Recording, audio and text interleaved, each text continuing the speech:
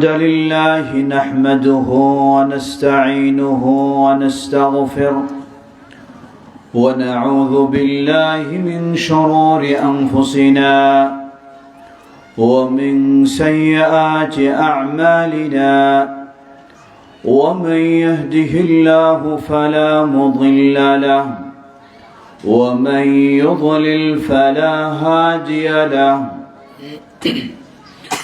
وأشهد أن لا إله إلا الله وحده لا شريك له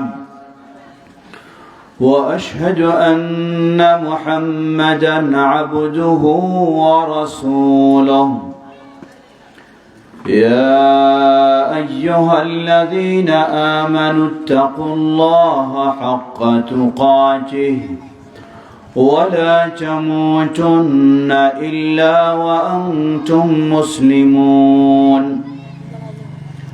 أما بعد فإن خير الحديث كتاب الله وخير الهدي هدي محمد صلى الله عليه وسلم وشر الأمور محدثاتها وكل محدثة بدعة وكل بدعة ضلالة وكل ضلالة في النار فأعوذ بالله من الشيطان الرجيم بسم الله الرحمن الرحيم فاعلم أنه لا إله إلا الله واستغفر لذنبك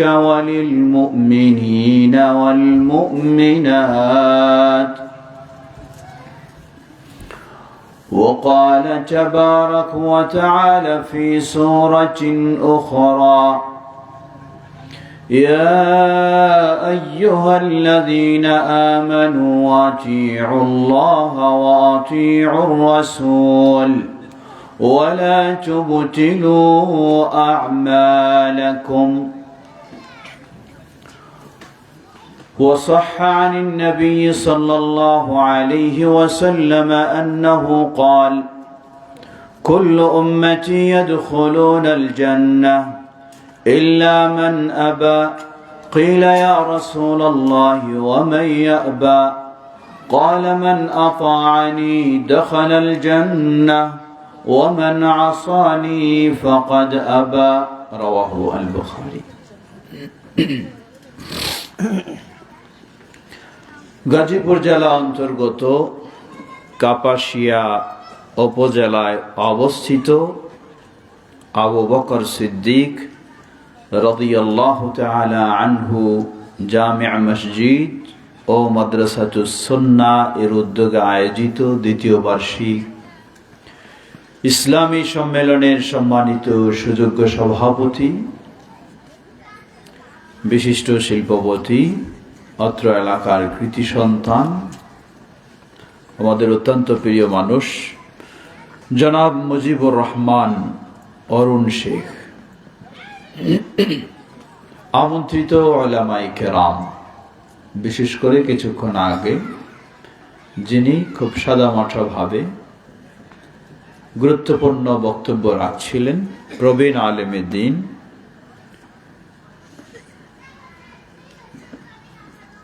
শেখ ইসমাইল বিন আব্দুর রশিদ হাফিজাহুল্লাহ, এবং আরো যারা আগে আলোচনা রেখেছেন শেখ আব্দুল হাসিব, শেখ আব্দুল আলিম এবং অত্র প্রতিষ্ঠানের সম্মানিত পরিচালক আমাদের প্রিয় ভাই আব্দুল্লাহ জাহাঙ্গীর, সমবেত প্রাণপ্রিয় দিনী ভাই ও পর্দার আড়ালের বোনেরা, শুরুতে আবারও প্রশংসা জ্ঞাপন করছি সেই আল্লাহ সুবহানাহু ওয়া তাআলা যার বিশেষ তৌফিকে আমরা আজকে এই জায়গায় সুন্দরভাবে তাওহীদ ও সুন্নাহর কথা বলার ও শোনার সুযোগ লাভ করেছি। এজন্য তার এই প্রশংসা জ্ঞাপনার্থে বলি আলহামদুলিল্লাহ। অতঃপর অসংখ্য সালাত ও সালাম পেশ করছি প্রিয় রাসূল মুহাম্মদ সাল্লাল্লাহু আলাইহি ওয়াসাল্লাম, তার আসহাবে কেরাম, আহলে বাইত শেষ দিবস পর্যন্ত তার প্রতিটি একনিষ্ঠ অনুসারীদের উপর। হাম সালাতের পরে কৃতজ্ঞতা জানাচ্ছি যারা আজকের এই সুন্দর মাহফিলের আয়োজন করেছেন, আপনারা যারা কষ্ট করে এসেছেন, সহযোগিতা দিয়েছেন, আল্লাহ সকলকে জাযায়ে খায়র দান করুন। আমিন। বিশেষ করে এই জায়গায়, এই মসজিদ আবু বকর সিদ্দিক রাদিয়াল্লাহু তাআলা আনহু এবং মাদ্রাসাতুস সুন্নাহ এর জন্য যারা জায়গা দিয়েছেন, অর্থ দিয়েছেন, শ্রম দিয়েছেন, এগুলিকে প্রতিষ্ঠা করেছেন, আল্লাহ তাদের সকলকে জাযায়ে খায়র দান করুন। আমিন। এবং এটি সেভাবেই একটি মারকাজ হিসাবে আল্লাহ রাব্বুল আলামিনের কাছে দোয়া করি, তাওহীদ ও সুন্নাহর একটি মারকাজ হিসাবে আল্লাহ এটিকে কবুল করে নিন। আমিন। সমবেত দিনী ভাই ও পর্দার আড়ালের বোনেরা, এখানে কিছু বাচ্চা কথা বলছে, চিৎকার করছে, যারা এদিকেও শুনতে দিচ্ছে না, মনে হয় মেয়ে মানুষেরা ওইদিকে আছে, তাদেরকেও শুনতে দিচ্ছে না। এই বাচ্চাদেরকে হয় এদিকে নিয়ে আসেন, না হয় ওইদিকে পাঠান। বাচ্চাদেরকে দূরে সরাই দিতে হয় না, তাদেরকে ছেড়েও দিতে হয় না, সাথে রাখতে হয়, তাহলে কিছু শিখবে, মানুষ হবে। আর ছেড়ে দিলে তারা কি হবে? তারা তো আরো বেশি দুষ্টামি করার সুযোগ পাবে। আমাদের দেশের মসজিদগুলির অবস্থা দেখবেন, বাচ্চাদের স্থান নাই। হ্যাঁ, ভিতরে ঢুকতে চাইলেই বাইর হও, বাইর হও, বাচ্চা বাইর হও। হ্যাঁ, বাচ্চারা যদি বাইরেই থাকে তাহলে তো সারা জীবনটাই কি হবে? এই দুষ্টই হবে। আল্লাহ রাসূল সাল্লাল্লাহু আলাইহি ওয়াসাল্লাম তিনি বাচ্চাদেরকেও কখনো বাচ্চা হিসাবে অবহেলা করতেন না, বরং অনেক গুরুত্ব দিতেন। যেমন ধরুন সহিহ মুসলিমের হাদিস, রাসূলুল্লাহ সাল্লাল্লাহু আলাইহি ওয়াসাল্লাম সাধারণত সবাই, এখনো আমরা ফজরের সালাতের তেলাওয়াত কেরাত দীর্ঘ হয়। রাসূলুল্লাহ সাল্লাল্লাহু আলাইহি ওয়াসাল্লাম ফজরের সালাত পড়ালেন, খুব ছোট্ট সূরা দিয়ে শেষ করে ফেললেন। সাহাবীরা সবাই অধীর আগ্রহে ছিলেন যে ফজরের দীর্ঘ তেলাওয়াত শুনবো, আত্মতৃপ্তি লাভ করব। রাসূলুল্লাহ সাল্লাল্লাহু আলাইহি ওয়াসাল্লামের মুখের তেলাওয়াত সহজ কথা নয়, কিন্তু ছোট্ট সূরা দিয়ে শেষ করে ফেললেন। সালাত শেষে একজন সাহাবী একটু সাহস করে প্রশ্ন করে বসলেন। এখানে কে কথা বলে? প্রশ্ন করে বসলেন যে, হে আল্লাহর রাসূল সাল্লাল্লাহু আলাইহি ওয়াসাল্লাম, আশা করছিলাম লম্বা তেলাওয়াত শুনবো, কিন্তু কেন জানি আজকে তেলাওয়াত খুবই সংক্ষিপ্ত। রাসূলুল্লাহ সাল্লাল্লাহু আলাইহি ওয়াসাল্লাম বললেন, দেখো, আমি যখন ঘর থেকে বের হই আমারও ইচ্ছা ছিল আজকে এই লম্বা সূরাগুলি পাঠ করব, কিন্তু যখন আমি সালাতে দাঁড়ালাম আমার কানে ছোট্ট বাচ্চার কান্নার আওয়াজ আসলো। ফজর সালাতে এই ছোট্ট বাচ্চার কান্নার আওয়াজ শুনে আমি বুঝলাম এই বাচ্চার মা আমাদের সাথেই সালাতে দাঁড়িয়েছে। তাই মাকে যেন বাচ্চা তাড়াতাড়ি পেয়ে যায়, এজন্য আমি দীর্ঘ তেলাওয়াত না করে সংক্ষিপ্ত ভাবে শেষ করব। সুবহানাল্লাহ, কি গুরুত্ব দিয়েছেন! কারণ বাচ্চা কান্না করছে, মা দাঁড়িয়েছে সালাতে, তাই মাকে যেন বাচ্চা তাড়াতাড়ি পেয়ে যায়, এই জন্য তেলাওয়াতেই কেরাতেই সংক্ষিপ্ত করে সালাত শেষ করলেন। রাসূলুল্লাহ সাল্লাল্লাহু আলাইহি ওয়াসাল্লাম কত গুরুত্ব দিয়েছেন।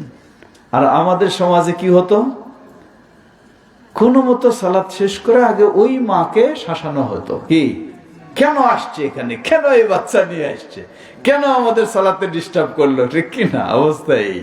কিন্তু রাসূলুল্লাহ সাল্লাল্লাহু আলাইহি ওয়াসাল্লাম তাকে ধমক দেওয়া তো দূরের কথা, তাকে রাগ করা তো দূরের কথা, বরং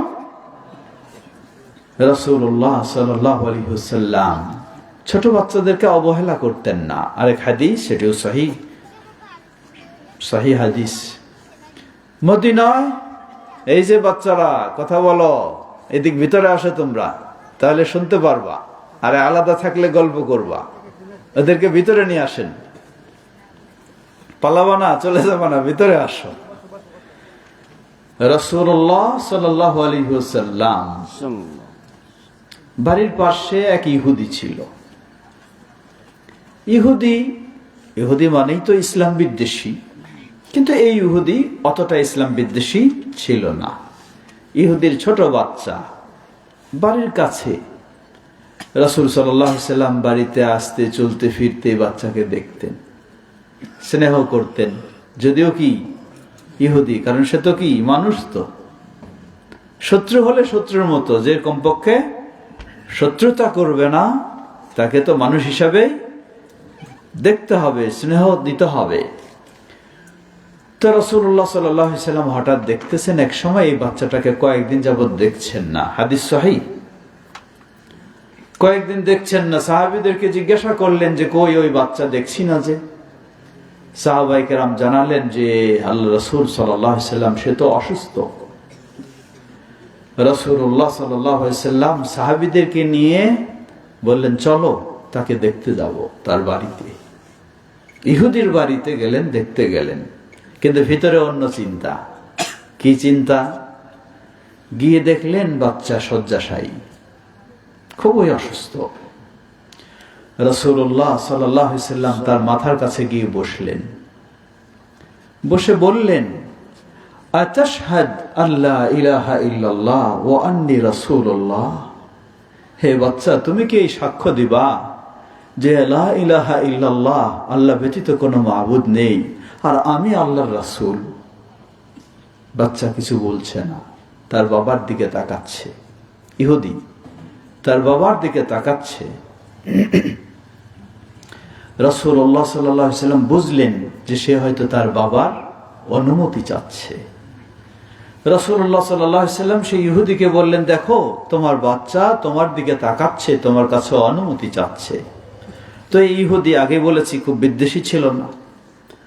সেই ইহুদি বলে ফেললো, বাচ্চাকে বলল, আতে আবুল কাসিম, হে বাবা আবুল কাসিম, মানে নবী মুহাম্মদ সাল্লাল্লাহু আলাইহি ওয়াসাল্লাম, তিনি যা বলছেন তুমি এটা মেনে নাও। যখন এই বাবা অনুমতি দেয়, সাথে সাথে এই ছোট্ট বাচ্চা সাক্ষ্য দিয়ে ফেললো, আশহাদু আল্লা ইলাহা ইল্লাল্লাহ ওয়া আশহাদু আন্না মুহাম্মাদুর রাসূলুল্লাহ। সাক্ষ্য দেওয়া শেষ, তার রূহ বের হয়ে গেল, মৃত্যু গেল। আল্লাহু আকবার। মৃত্যু হয়ে গেল। রাসূলুল্লাহ সাল্লাল্লাহু আলাইহি ওয়াসাল্লাম এখন তার বাবাকে বললেন, দেখো ও আর তোমার নয়, ও এখন আমাদের দায়িত্ব। আমরা তাকে নিয়ে যাব, আমরা তাকে গোসল দেব, আমরা তাকে কাফন পরাবো সুন্দরভাবে, আমরা তার জন্য জানাজার সালাত পড়ব, আমরা তাকে সুন্দরভাবে দাফন করব। সাহাবীদেরকে নির্দেশ দিলেন নিয়ে আসার। সুবহানাল্লাহ।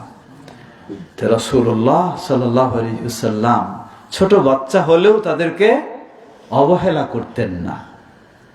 মনে করতে পারতেন রাসূলুল্লাহ সাল্লাল্লাহু আলাইহি ওয়াসাল্লাম মানে কি, কোন পর্যায়ের, মনে করতে পারতেন এই ছোট বাচ্চা, কি তার চিন্তা। একদিকে ইহুদির ছেলে। আমরা অনেক সময় কি মনে করি, ও এটা তো মুকুমুক, না দরকার নাই বলার, কিছু লাভ হবে না, কিছু কাজ হবে না। কাজ হবে কিনা, লাভ হবে কিনা জানেন কে? আল্লাহ সুবহানাহু ওয়া তাআলা। তাই আল্লাহর কাছে চাইতে হবে, আর আমাদেরকে চেষ্টা করতে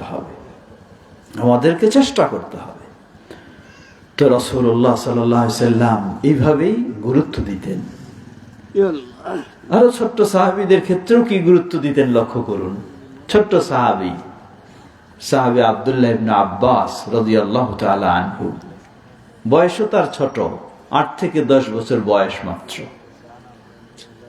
এই বয়সে রাসূলুল্লাহ সাল্লাল্লাহু আলাইহি ওয়াসাল্লাম তিনিও তাকে গুরুত্ব দিতেন, আর এই ছোট্ট বাচ্চা সাহাবী আব্দুল্লাহ ইবনে আব্বাস তিনিও রাসূলুল্লাহ সাল্লাল্লাহু আলাইহি ওয়াসাল্লামের সাহাবতে থেকে শিখার জন্য চেষ্টা করতেন। দুই দিক থেকে শুনুন। সহিহুল বুখারীর হাদিস, এই বাচ্চারা খেয়াল করবে তোমরা, সহিহুল বুখারীর হাদিস, আব্দুল্লাহ ইবনে আব্বাস রাদিয়াল্লাহু আনহু তিনি বলছেন, রাসূলুল্লাহ সাল্লাল্লাহু আলাইহি ওয়াসাল্লাম একদিকে আব্দুল্লাহ ইবনে আব্বাস রাদিয়াল্লাহু আনহুর চাচাতো ভাই আব্বাস, তিনি হলেন চাচা, তার ছেলে আব্দুল্লাহ চাচাতো ভাই, অপরদিকে রাসূলুল্লাহ সাল্লাল্লাহু আলাইহি সাল্লাম এই আব্দুল্লাহর খালু, কারণ রাসূলুল্লাহ সাল্লাল্লাহু আলাইহি সাল্লামের আরেক স্ত্রী মাইমুনা রাদিয়াল্লাহু আনহা, তিনি হলেন আব্দুল্লাহ ইবনে আব্বাস রাদিয়াল্লাহু আনহুর খালা।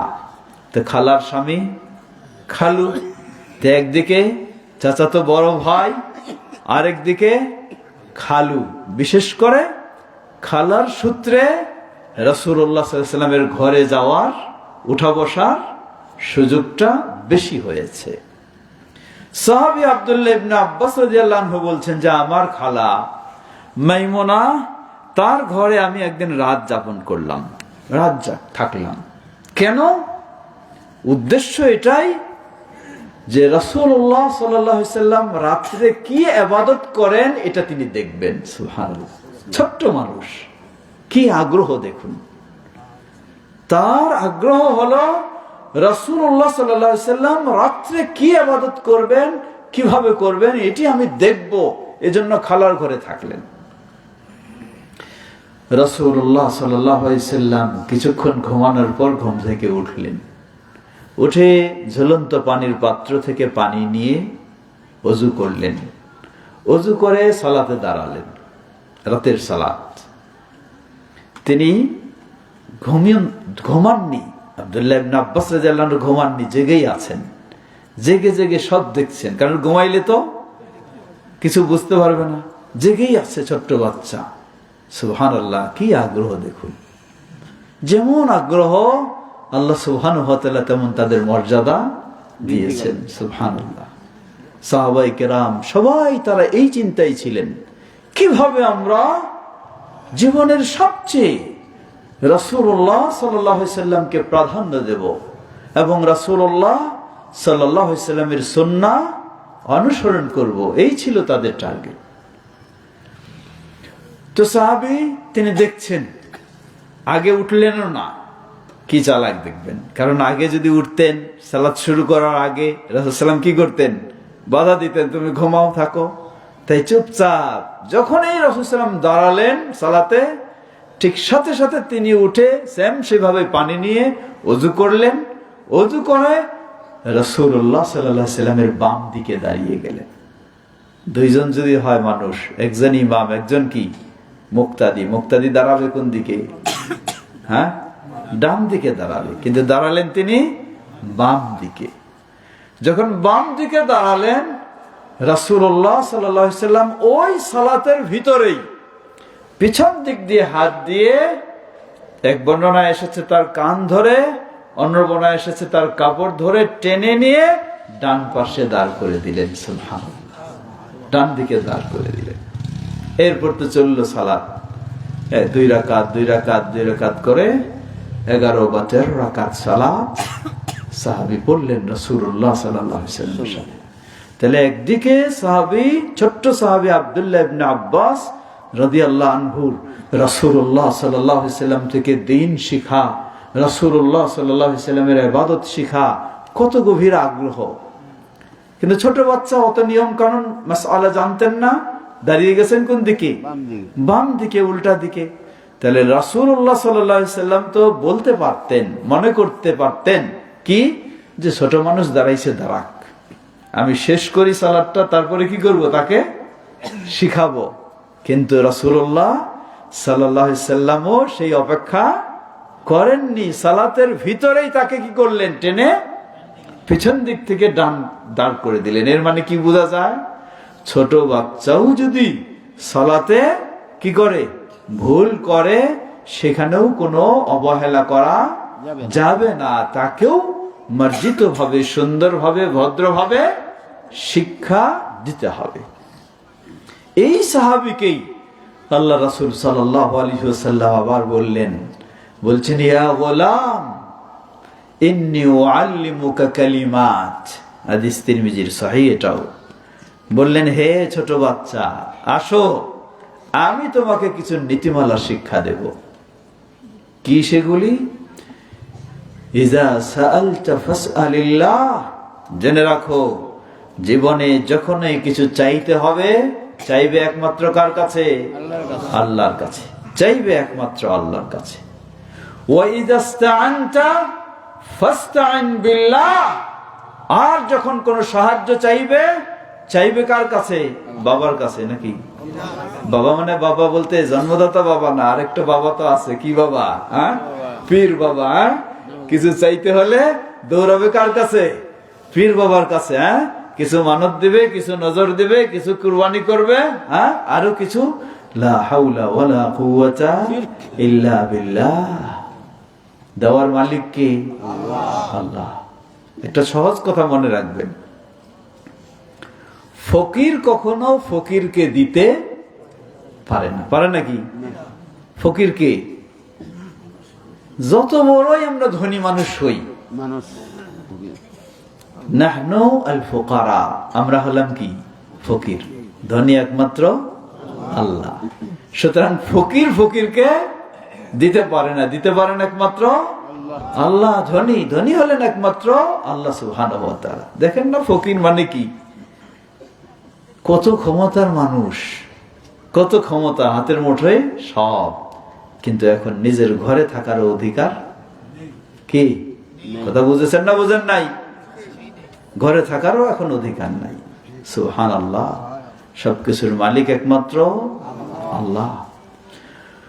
রাসূলুল্লাহ সাল্লাল্লাহু আলাইহি সাল্লাম এই ছোট্ট বাচ্চাকে শিক্ষা দিলেন, জেনে রাখো, ওয়াইদা সাআলতা ওয়াইজাস্তাআনতা ফাস্তাইন বিল্লাহ। কোন সাহায্য চাইলে চাও একমাত্র আল্লাহর কাছে। আবার তাকে শিক্ষা দিলেন, বললেন, জেনে রাখো, গোটা দুনিয়ার মানুষ যদি একত্রিত হয়ে তোমার কিছু উপকার করতে চায়, লা ইয়ানফাউকা ইল্লা মা কাদ কাতাবাল্লাহু লাকা, তোমার কিছুই তারা উপকার করতে পারবে না, শুধু যতটুকু তোমার ভাগ্যে উপকার লেখা রয়েছে, এর বেশি না। আবার বললেন, ওয়ালাউ ইসতামাউ আলা আন ইয়াদুররুকা লা ইয়াদুররুকা ইল্লা বিশাইইন কাদ কাতাবাল্লাহু আলাইক, তারা কিছুই তোমার ক্ষতি করতে পারবে না অতটুকু ছাড়া যতটুকু তোমার ভাগ্যে ক্ষতি লেখা রয়েছে। কি তাকদীরের কি শিক্ষা দিলেন! সুবহানাল্লাহ। সুতরাং প্রিয় ভাইরা আমার, তাই আমাদের সব সময় উচিত, পর্দার আড়ালের মা বোনেরা বিশেষ করে আপনাদেরকেও স্মরণ করে দেব, কারণ বাচ্চাদেরকে তো মানুষ কারা করে? বাবা কম, মানুষ করে মা। এই জন্য ইসলাম কি করেছে? আল্লাহ রাসূল সাল্লাল্লাহু আলাইহি ওয়াসাল্লাম বললেন, হে আল্লাহ রাসূল সাল্লাল্লাহু আলাইহি ওয়াসাল্লাম, আমার সেবা, আমার সদাচরণ পাওয়ার সবচেয়ে কে বেশি অধিকার রাখে? বললেন, তোমার বাবা। নাকি? বললেন, তোমার মা। আবার বললেন, কে রাখে? বললেন, তোমার মা। আবার বললেন, কে? বললেন, তোমার মা। কারণ মায়ের দায়িত্বটা সবচেয়ে বেশি। আল্লাহ রাব্বুল আলামিন কোরআনুল কারীমেও তুলে ধরেছেন, হামলুহু ওয়া ফিসালুহু, হ্যাঁ, গর্ভে ধারণ করেছেন, মা গর্ভে ধারণ করেছেন, মা প্রসব করেছেন, মা দুধ পান করিয়েছেন। সুবহানাল্লাহ। সুতরাং মায়ের মর্যাদা বেশি, এজন্য মায়ের ছোট বাচ্চাকে গড়ে তোলার দায়িত্বটাও বেশি। তাই পর্দার আড়ালের মা বোনদেরকে স্মরণ করে দিতে চাই। বিশেষ করে এই এলাকার আমি শুনলাম বেশিরভাগ মানুষই কি? প্রবাসী। কি বেশিরভাগ মানুষই প্রবাসী। এর মানে এই এলাকায় তো আরো শতভাগ কি মানুষ করে যারা, তারা কারা? বাবার খোঁজ নাই, বাবা তো নাই, বিদেশে চলে গেছে, মাই মানুষ করে। তো এই মায়ের দায়িত্ব, আপনি আপনার কলিজার টুকরাকে যেমনই ভাবে সুন্দর সুস্থ ভাবে মানুষ করার চেষ্টা করবেন, শারীরিক সুস্থতার চেয়েও আপনাকে চিন্তা রাখতে হবে আপনার এই কলিজার টুকরা শিশু বাচ্চা, তার যেন আকীদাগত, ঈমানগত বিষয়টাও সুস্থ থাকে। এর মানে আকীদা, ঈমানগত সুস্থ থাকার দিকটা কি? আল্লাহ সুবহানাহু ওয়া তাআলা একটি সিলেবাস দিয়েছেন, যেটি আমি সবসময় স্মরণ করে দিয়ে থাকি। সিলেবাস হলো সূরা লুকমান। কোন সূরা? লুকমান।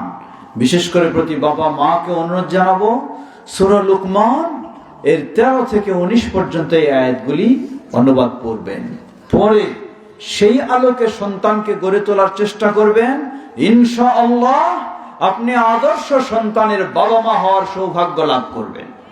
আপনি ওই সন্তানের বাবা মা হবেন যেই সন্তান আপনি বিদায় নিয়ে চলে গেলেও আপনার জন্য দোয়া করা আপনার সন্তান কখনো ভুলবে না। আল্লাহ রাব্বুল আলামিন সেই নীতিমালাগুলির মাঝে, সিলেবাসের মাঝে দিয়েছেন। আল্লাহ বলেন, وَإِذْ قَالَ لُقْمَانُ لِابْنِهِ وَهُوَ يَعِظُهُ يَا بُنَيَّ لَا تُشْرِكْ بِاللَّهِ إِنَّ الشِّرْكَ لَظُلْمٌ عَظِيمٌ। স্মরণ করুন সেই সময়ের কথা যখন লোকমান তার কলিজার টুকরা প্রিয় সন্তানকে উপদেশ দিতে গিয়ে বলছিলেন, কি বলছিলেন?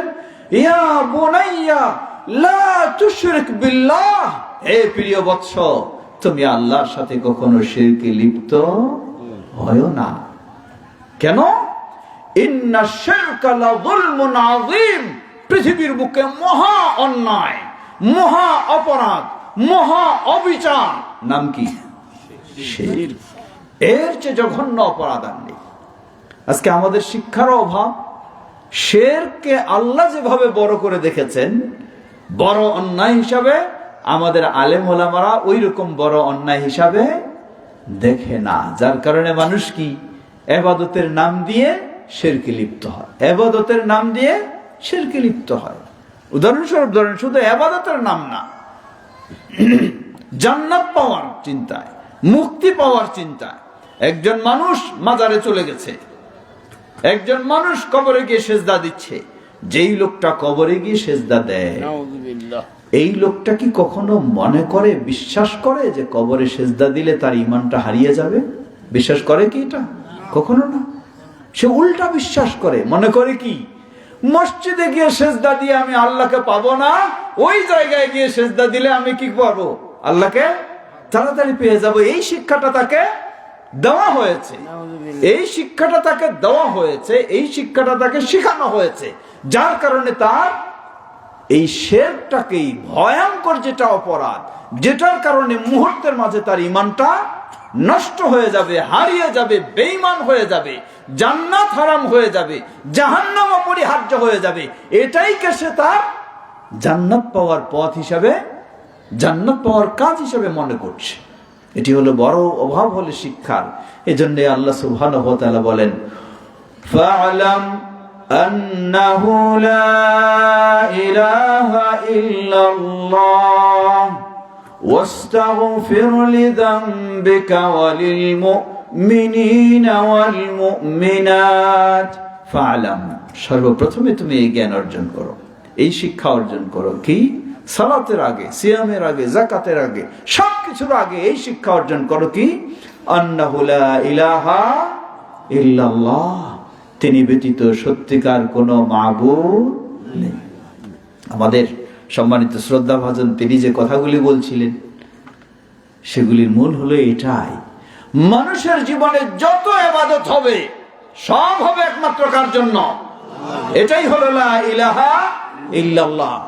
লা ইলাহা ইল্লাল্লাহ অর্থই হলো আমার জীবনে যত ইবাদত, প্রকাশ্য প্রকাশ্য, ফরজ নফল, ছোট বড়, সব হবে একমাত্র আল্লাহ। এখানে দুটো জিনিস, প্রথম হলো আমার জীবনের সব ইবাদত হবে একমাত্র আল্লাহর জন্য, দ্বিতীয় হলো আমার জীবনের সব ইবাদতের গাইড হবে, মডেল হবে একমাত্র কে?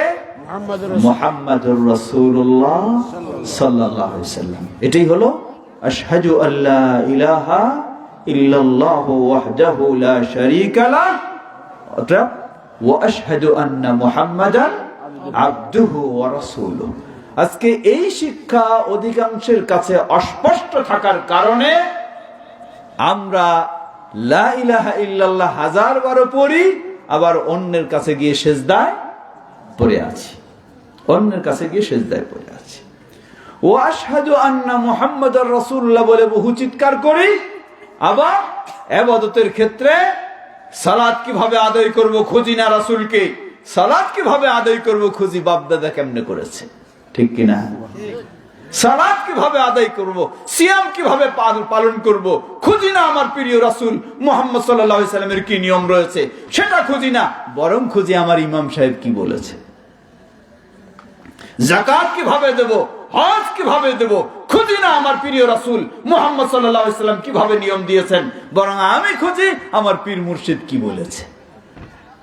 যদি এটাই হয় তাহলে এটাই কি আশহাদু আন্না মুহাম্মাদুর রাসূলুল্লাহ শিক্ষা?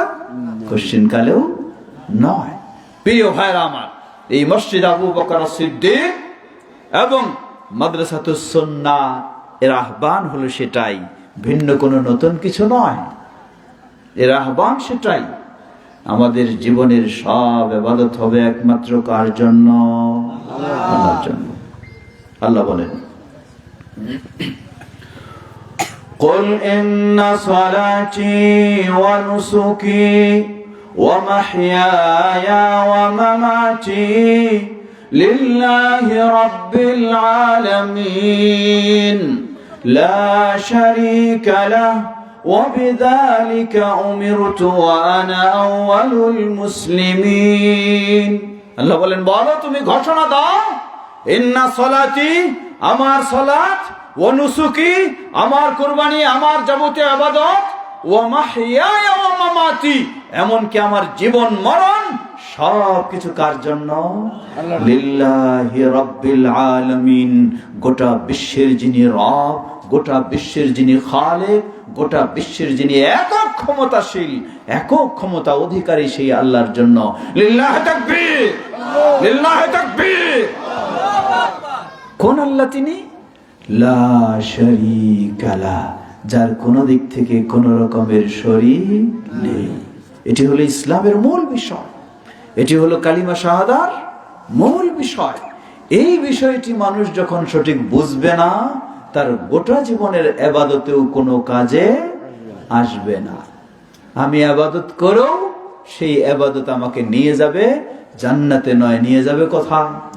জাহান্নামে। কারণ আমার ইবাদতটাই শিরকের মাধ্যমে আমি উদযাপন করছি, শিরকের মাধ্যমে আমি পালন করছি। ওই জায়গায় বললাম, ভিতরে বিশ্বাস, এই জায়গায় গিয়ে সেজদা দিলে, এই জায়গায় একটা মানত করলে, এই জায়গায় গিয়ে কিছু কান্নাকাটি করলে আমি খুব দ্রুত কি হব? আল্লাহর কাছে পৌঁছে যাব, আমার সুপারিশ করে নিয়ে চলে যাবে না, কোশ্চিন কালেও নয়। প্রিয় ভাইরা আমার, সুতরাং আমাদেরকে সব সময় মূল দুটি বিষয় মনে রাখতে হবে। প্রথম হলো, জীবনের সব ইবাদত হবে কার জন্য? চাইবো আমরা কার কাছে? দিতে পারবেন একমাত্র কে? স্বয়ং পৃথিবীর বুকে সবচেয়ে সম্মানিত শ্রেষ্ঠ ঈমানদার নবী রাসূলদের মাঝেও যিনি সেরা, আমাদের প্রিয় নবী মুহাম্মদ সাল্লাল্লাহু আলাইহি ওয়াসাল্লাম, তিনিও কোনো দেওয়ার ক্ষমতা রাখেন না। সুবহানাল্লাহ, আল্লাহ কিভাবে তাকে দিয়ে বলালেন দেখুন। আজকে একটা মানুষ একটা মৃত মানুষের কাছে যাচ্ছে, যে জীবিতও নয়, যে মৃত, অথচ মুহাম্মদ সাল্লাল্লাহু আলাইহি ওয়াসাল্লাম যখন জীবিত, তখন আল্লাহ তাকে কি বলালেন? সূরা আরাফ 180 নম্বর আয়াতে আল্লাহ বলছেন, قل لا أملك لنفسي نفعا ولا ضرا إلا ما شاء الله ولو كنت أعلم الغيب لاستكثرت من الخير وما مسني السوء إن أنا إلا نذير وبشير لقوم يؤمنون। আল্লাহ বলছেন, হে নবী, তুমি তোমার মুখ দিয়ে তোমার উম্মাহকে জানিয়ে দাও, তাদেরকে বুঝিয়ে দাও কি? লা আমলিকু লিনাফসি নাফআন ওয়ালা দাররা, অন্য তো দূরের কথা, আমি নবী হওয়ার পরেও, রাসূল হওয়ার পরেও আমি নিজের জন্য কোনো কল্যাণ অকল্যাণের মালিক নই। মালিক একমাত্র কে? সুবহানাল্লাহ, সুবহানাল্লাহ। নবী সাল্লাল্লাহু আলাইহি ওয়াসাল্লাম জীবিত, এই জীবিত অবস্থাতেও যদি তিনি অন্যের দূরের কথা, নিজেরও কোনো কল্যাণ অকল্যাণের মালিক না হন, একমাত্র আল্লাহ হন, তাহলে যারা কবরে চলে গেছেন, যে সমস্ত বুজুর্গানে দিন বা যে সমস্ত ওলিয়া উলিয়া, তারা কিভাবে আজকে দেওয়ার ক্ষমতা রাখতে পারে? পারে রাখতে? কোশ্চেন কালেও হতে পারে না। তারা নিজেরাও কোনো নিজেদের উপকার করার ক্ষমতা নাই, অন্যের তো দূরের কথা। কারণ যেখানে নবী সাল্লাল্লাহু আলাইহি সাল্লাম তিনি জীবিত অবস্থাতেও নিজের কোনো উপকার ও ক্ষতি করার ক্ষমতা রাখেন না, সেখানে নবী সাল্লাল্লাহু আলাইহি সাল্লামের মৃত্যুর পরে তো আরো সম্ভব নয়। আর সাধারণ মানুষ যারা, তাদের পক্ষে তো জীবিত অবস্থাতেও সম্ভব নয়, মৃত্যুর পরেও সম্ভব হতে পারে না। সুতরাং ইবলিস মানুষকে কিভাবে ভ্রান্ত চিন্তা তার ভিতরে দিয়ে তার ঈমানটাকে ডাকাতি করে নেয়, ঈমানটাকে ছিনতাই করে নেয়, ঈমানটাকে কেড়ে নেয়। সুতরাং জীবনের সব আবেদন নিবেদন ধর্ণা দেওয়া হবে একমাত্র কার কাছে? আল্লাহর কাছে। নবী মুহাম্মদ সাল্লাল্লাহু আলাইহি সাল্লামের কাছেও নয়, বরং উল্টা মানুষকে উল্টা শিক্ষা দিয়ে মানুষকে শিরকে লিপ্ত করায়। কেমনে উল্টা বুঝায়? কি ধরনের বুঝতে দেখেন, বলে আপনারা তো বাংলাদেশেও আছেন, কোন যদি মামলা টামলা হয়, আদালতে যেতে হয়, নিজেরা কি হাকিমের সাথে কথা বলতে পারেন? কি লাগে? উকিল লাগে না? উকিল ছাড়া হাকিমের সাথে কথা বলা, জাজের সাথে কথা বলা যায় না। এটা যদি দুনিয়ার হাকিম জাজের কাছে কথা বলার জন্য উকিল ধরতে হয়, তাহলে পরকালের আখিরাতের আহকামুল হাকিমিন কে? আল্লাহ।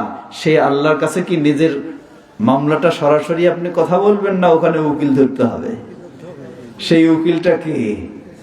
সেই উকিলটা হলো ওই মরা পীর সাহেব। সেই উকিলটা হলো এই পীর সাহেব। এই জন্য মুরিদ হতে হবে কার? এই পীর সাহেবের। এই জন্য মুরিদ হতে হবে। নাউযু বিল্লাহ। এই মুরিদ, এই পীর সাহেব নিজেই নিজের মামলা তদারকি করতে পারবে কিনা তারই ঠিক নাই, আর অন্যের মামলা দেখবে। হ্যাঁ, অন্যের মামলা দেখবে। আল্লাহ সুবহানাহু ওয়া তাআলা কি বলেন? এই জন্য তারা এই দুহাই দিয়ে আপনাকে প্রলোভন দেখাচ্ছে, কি আপনাকে সুপারিশ করে আল্লাহর কাছে পাশ করায় নিবে, সুপারিশ করে পাশ করায় নিবে। শুধু সুপারিশ নয়, আরো কিছু কিছু পীর সাহেব, আমাদের দেশের হক্কানি পীর সাহেবরা এই ঘোষণাও দিয়েছেন, কি তারা বলছেন যে কিয়ামতের দিন তাদের বড় বড় স্টিমার রেডি থাকবে। আপনি যদি মুরিদ হতে পারেন, তাহলে স্টিমারে উঠায় নিয়ে ফুলসিরাত পার করে কোথায় নিয়ে যাবে? জান্নাতে না জাহান্নামে? জাহান্নামে। আর তারা বলে নিয়ে যাবে কোথায়? লা হাওলা ওয়ালা কুওয়াতা ইল্লা বিল্লাহ। কি ধোঁকাবাজির! এই সব পীর সাহেবেরই নাকি বলে হক্কানি পীর। তাহলে হক্কানি পীরের যদি এই ধোঁকাবাজি হয়, শয়তানি পীরের তাহলে কি অবস্থাটা হইতে পারে? আল্লাহ সুবহানাহু ওয়া তাআলা আমরা প্রতিদিন 5 বার বলি, কি বলি? মান যাল্লাযী ইয়াশফাউ ইনদাহু ইল্লা বিইযনিহি। কার ক্ষমতা আছে আল্লাহর কাছে অনুমতি ছাড়া সুপারিশ করে? সুবহানাল্লাহ। কারো ক্ষমতা আছে আল্লাহর কাছে অনুমতি ছাড়া সুপারিশ করা শুরু করবে? কারো ক্ষমতা নেই। এমনকি সর্বশেষ ও শ্রেষ্ঠ নবী রাসূল যিনি মুহাম্মদ সাল্লাল্লাহু আলাইহি ওয়াসাল্লাম, তারও ক্ষমতা নেই আল্লাহর কাছে আল্লাহর অনুমতি ছাড়া সুপারিশ করার। হাদিস সহিহুল বুখারী, দীর্ঘ হাদিস, প্রসিদ্ধ হাদিস। কিয়ামতের কঠিন বিভীষিকাময় দিনে সকল উম্মার মানুষেরা যখন ঐক্যবদ্ধ হয়ে থাকবে, তারা জান্নাতি, কিন্তু একটু সুপারিশ পেলেই তারা জান্নাতে যাবে। তারা সুপারিশের জন্য খুঁজবে, যাবে আদম আলাইহিস সালামের কাছে, বলবেন আদম আলাইহিস সালামকে অনুরোধ জানাবেন। বহু কিছু বর্ণনা বলার পরে আদম আলাইহিস সালাম বলবেন, আমার পক্ষে সম্ভব নয় তোমাদের জন্য সুপারিশ করা, আমি আল্লাহর কাছে যাওয়ার ক্ষমতা রাখি না, তোমরা চলে যাও পৃথিবীর বুকে প্রথম রাসূল যিনি, তার কাছে যাবেন।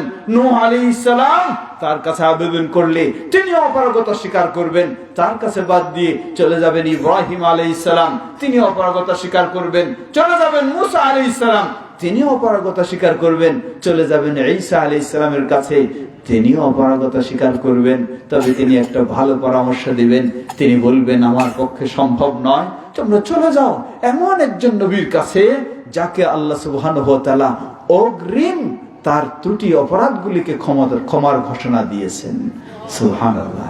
তিনি হলেন মুহাম্মদ বিন আব্দুল্লাহ সর্বশেষ ও শ্রেষ্ঠ রাসূল নবী মুহাম্মদ সাল্লাল্লাহু আলাইহি সাল্লাম, তারা চলে যাবেন মুহাম্মদ সাল্লাল্লাহু আলাইহি সাল্লামের কাছে। মুহাম্মদ সাল্লাল্লাহু আলাইহি সাল্লামের কাছে গিয়ে বলবেন, আমাদের একটু সুপারিশ হলে আমরা জান্নাতে যেতে পারি। কিন্তু মুহাম্মদ সাল্লাল্লাহু আলাইহি সাল্লামের সুপারিশ করার অনুমতি ক্ষমতা নেই যে ডাইরেক্ট তিনি সুপারিশ করে ফেলবেন, তাও না। তিনি বলছেন ফাআখিরু লিল্লাহি সাজিদা, সাথে সাথে আমি আল্লাহর কাছে সিজদায় পড়ে যাব, সিজদায় পড়ে আমি আল্লাহর কাছে কাঁদবো, আল্লাহর প্রশংসা বর্ণনা করব, আল্লাহর গুণগান বর্ণনা করব, আল্লাহর কাছে দোয়া করব। আল্লাহ তখন বলবেন, ইয়া মুহাম্মদ ইরফা রাসাক, হে মুহাম্মদ তোমার মাথা উঠাও, ওয়াসাল তুতা, তুমি চাও তোমাকে দেওয়া হবে, ওয়াশফা তুশফা, তুমি সুপারিশ করো তোমার সুপারিশ কবুল করা হবে। সুবহানাল্লাহ। তারপরে মুহাম্মদ সাল্লাল্লাহু আলাইহি সাল্লাম সুপারিশ করবেন। কাদের জন্য সুপারিশ করবেন? শুধু ওই মাঠে যারা ছিল তাদের জন্য নয়, তারা তো জান্নাতি পর্যায়েরই মানুষ ছিল, ওই সুপারিশে তো জান্নাতে যাবেই। রাসূলুল্লাহ সাল্লাল্লাহু আলাইহি সাল্লাম সুপারিশ করতেই থাকবেন, এমনকি যারা জাহান্নামে গেছে বিভিন্ন অপরাধের কারণে, কিন্তু তাদের ভিতরে মিসকালু যাররাতিন মিনাল ঈমান, যাররা পরিমাণ যার ভিতরে ঈমান রয়েছে, রাসূলুল্লাহ সাল্লাল্লাহু আলাইহি সাল্লামের সুপারিশের মাধ্যমে তাদেরকেও জাহান্নাম থেকে বের করে জান্নাতে স্থান দান করা হবে। সুবহানাল্লাহ, সুবহানাল্লাহ। মনে রাখবেন, যাররা পরিমাণ ঈমান বলতে কি বোঝায়, সেটি কিভাবে? একজন ব্যক্তি যদি সালাত আদায় করে, একজন ব্যক্তি যদি এত সব ইবাদত করে, এরপরেও কেমনে যাররা পরিমাণ ঈমান? একদিকে যাররা পরিমাণ ঈমান হতে পারে, আবার আরেকদিকে সালাত সিয়াম যতই কিছু করুক না কেন, তবু সব ঈমান বাতিল হয়ে যেতে পারে। কিসের কারণে? মানুষ যখন শিরকে লিপ্ত হবে, শিরকের মতো ভয়াবহ অপরাধে যখন লিপ্ত হবে, যতই ইবাদত করুক না কেন তার ঈমান সমূলে বাতিল হয়ে যাবে, কোন ঈমানের সুযোগ নেই, কোন জান্নাতের সুযোগ নেই। আল্লাহ সুবহানাহু ওয়া তাআলা বলেন, ইন্নাহু মান ইউশরিক বিল্লাহ ফাকাদ হারামাল্লাহু আলাইহিল জান্নাহ ওয়া মাওয়াহুন নার ওয়া মা লিয-যালিমিনা মিন আনসার। ইন্নাহু মান ইউশরিক বিল্লাহ, যে আল্লাহর সাথে শিরকে লিপ্ত হয়, ফাকাদ হারামাল্লাহু আলাইহিল জান্নাহ, আল্লাহ তার জন্য জান্নাতকে হারাম করে দেন। যিনি সুপারিশ করে আপনাকে পার করবেন, তার পিছে দৌড়ালেন, শিরকে লিপ্ত হয়ে গেলেন, সেই ব্যক্তিরই তো সুপারিশ পাওয়ার সুযোগ নেই। আর আপনাকে কিভাবে মুক্ত করবে? কোনোই সুযোগ নেই। সবটাই শুধু মরিচিকার পিছনে দৌড়ানো ছাড়া আর কিছুই নয়। এজন্য সব সময় আপনাকে মনে রাখতে হবে, আল্লাহর হলো সকল প্রকার ইবাদত, আর অনুসরণ হলো কার? নবী মুহাম্মদ সাল্লাল্লাহু আলাইহি ওয়াসাল্লামের। আল্লাহ রাব্বুল আলামিন সেটাই বললেন, হে নবী বলে দাও, লা আমলিকু লিনাফসি নাফআন ওয়ালা দাররা, অন্যের তো দূরের কথা, আমি আমার নিজেরও কোনো কল্যাণ অকল্যাণের ক্ষমতা রাখি না, রাখে একমাত্র কে? আল্লাহ। আরো বললেন, কি বললেন? জেনে রাখো, ওয়ালাউ কুনতু আ'লামুল গায়বা লাস্তাকসারতু মিনাল খায়র। আমাদের সমাজে এমন কিছু মানুষ রয়েছে যারা বিশ্বাস করে আল্লাহ যেমন অদৃশ্যের খবর রাখেন, নবী মুহাম্মদ সাল্লাল্লাহু আলাইহি সাল্লামও নাকি সেই রকম অদৃশ্য গায়েবের খবর রাখেন। সুবহানাল্লাহ না নাউযুবিল্লাহ? নাউযুবিল্লাহ। জোরে বলেন নাউযুবিল্লাহ, নাউযুবিল্লাহ। আল্লাহ বলে দিচ্ছেন, হে নবী তুমি বলো, মানুষকে জানিয়ে দাও, লাউ কুনতু আ'লামুল গায়বা, আমি যদি গায়েব জানতাম, লাস্তাকসারতু মিনাল খায়র, যেখানে ভালো আছে সেটা আমি গ্রহণ করতাম। ওয়া মা মাসসানিয়াস সু, কোন কষ্ট আমাকে স্পর্শ করতো না। উহুদের যুদ্ধে তিনি আহত হতেন যদি গায়েব জানতেন? হতেন না। তায়েফের ময়দানে রক্তাক্ত হতেন যদি তিনি গায়েব জানতেন, তাহলে তো তায়েফের ময়দানে যেতেনই না। সুতরাং গায়েবের মালিক একমাত্র কে? আল্লাহ।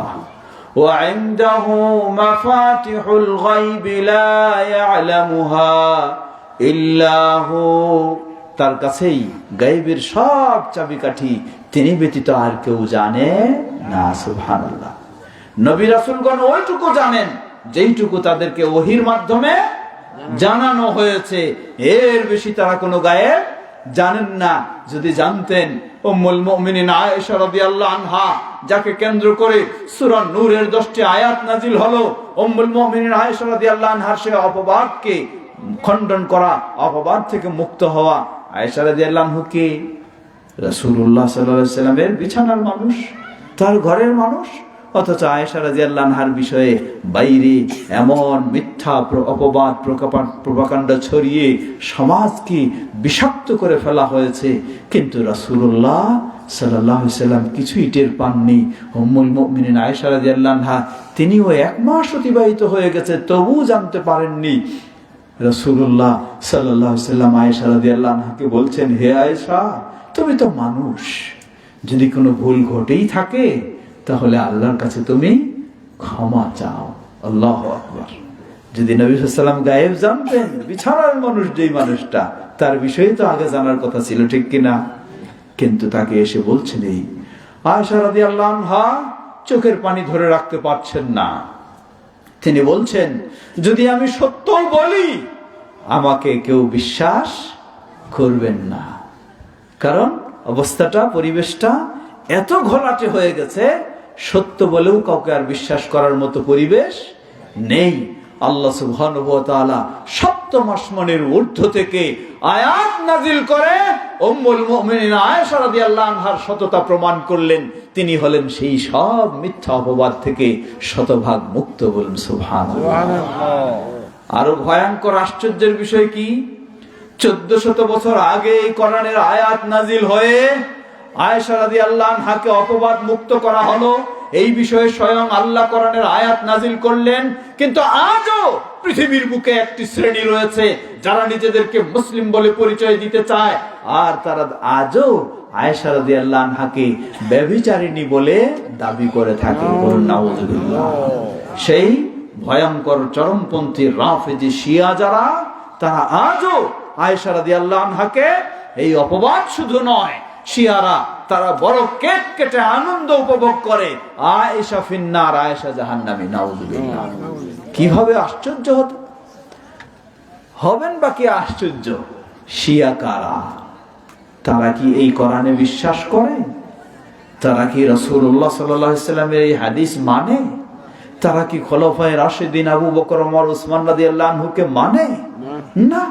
তাহলে তো আসলেই তাদের বিষয়টা আশ্চর্য হওয়ার কিছুই নয়। যারা কোরআন মানে না, হাদিস মানে না, খোলাফায়ে রাশিদিনকে মানে না, তারা তো এইভাবে অপবাদ দিয়ে কথা বলতেই পারে। কিন্তু সমস্যা হলো, আমরা সাধারণ জনগণ, আমরা খালি বাহ্যিক ভাবে দেখলেই মনে করি, হ্যাঁ, আসলেই কিন্তু চকচক করলেই কি হয় না, সোনা হয় না। সুন্দর চেহারা দেখালেই সে ইমানদার হয় না। মাথায় টুপি থাকলেই সে মুমিন হয় না। মুখে দাড়ি রাখলেই সে ধার্মিক হয় না। তার ভিতরেও যদি কোরআন এবং সুন্নাহর সঠিক ঈমান ও আমল না থাকে, তাহলে তাকে কখনোই সঠিক বলার সুযোগ নেই।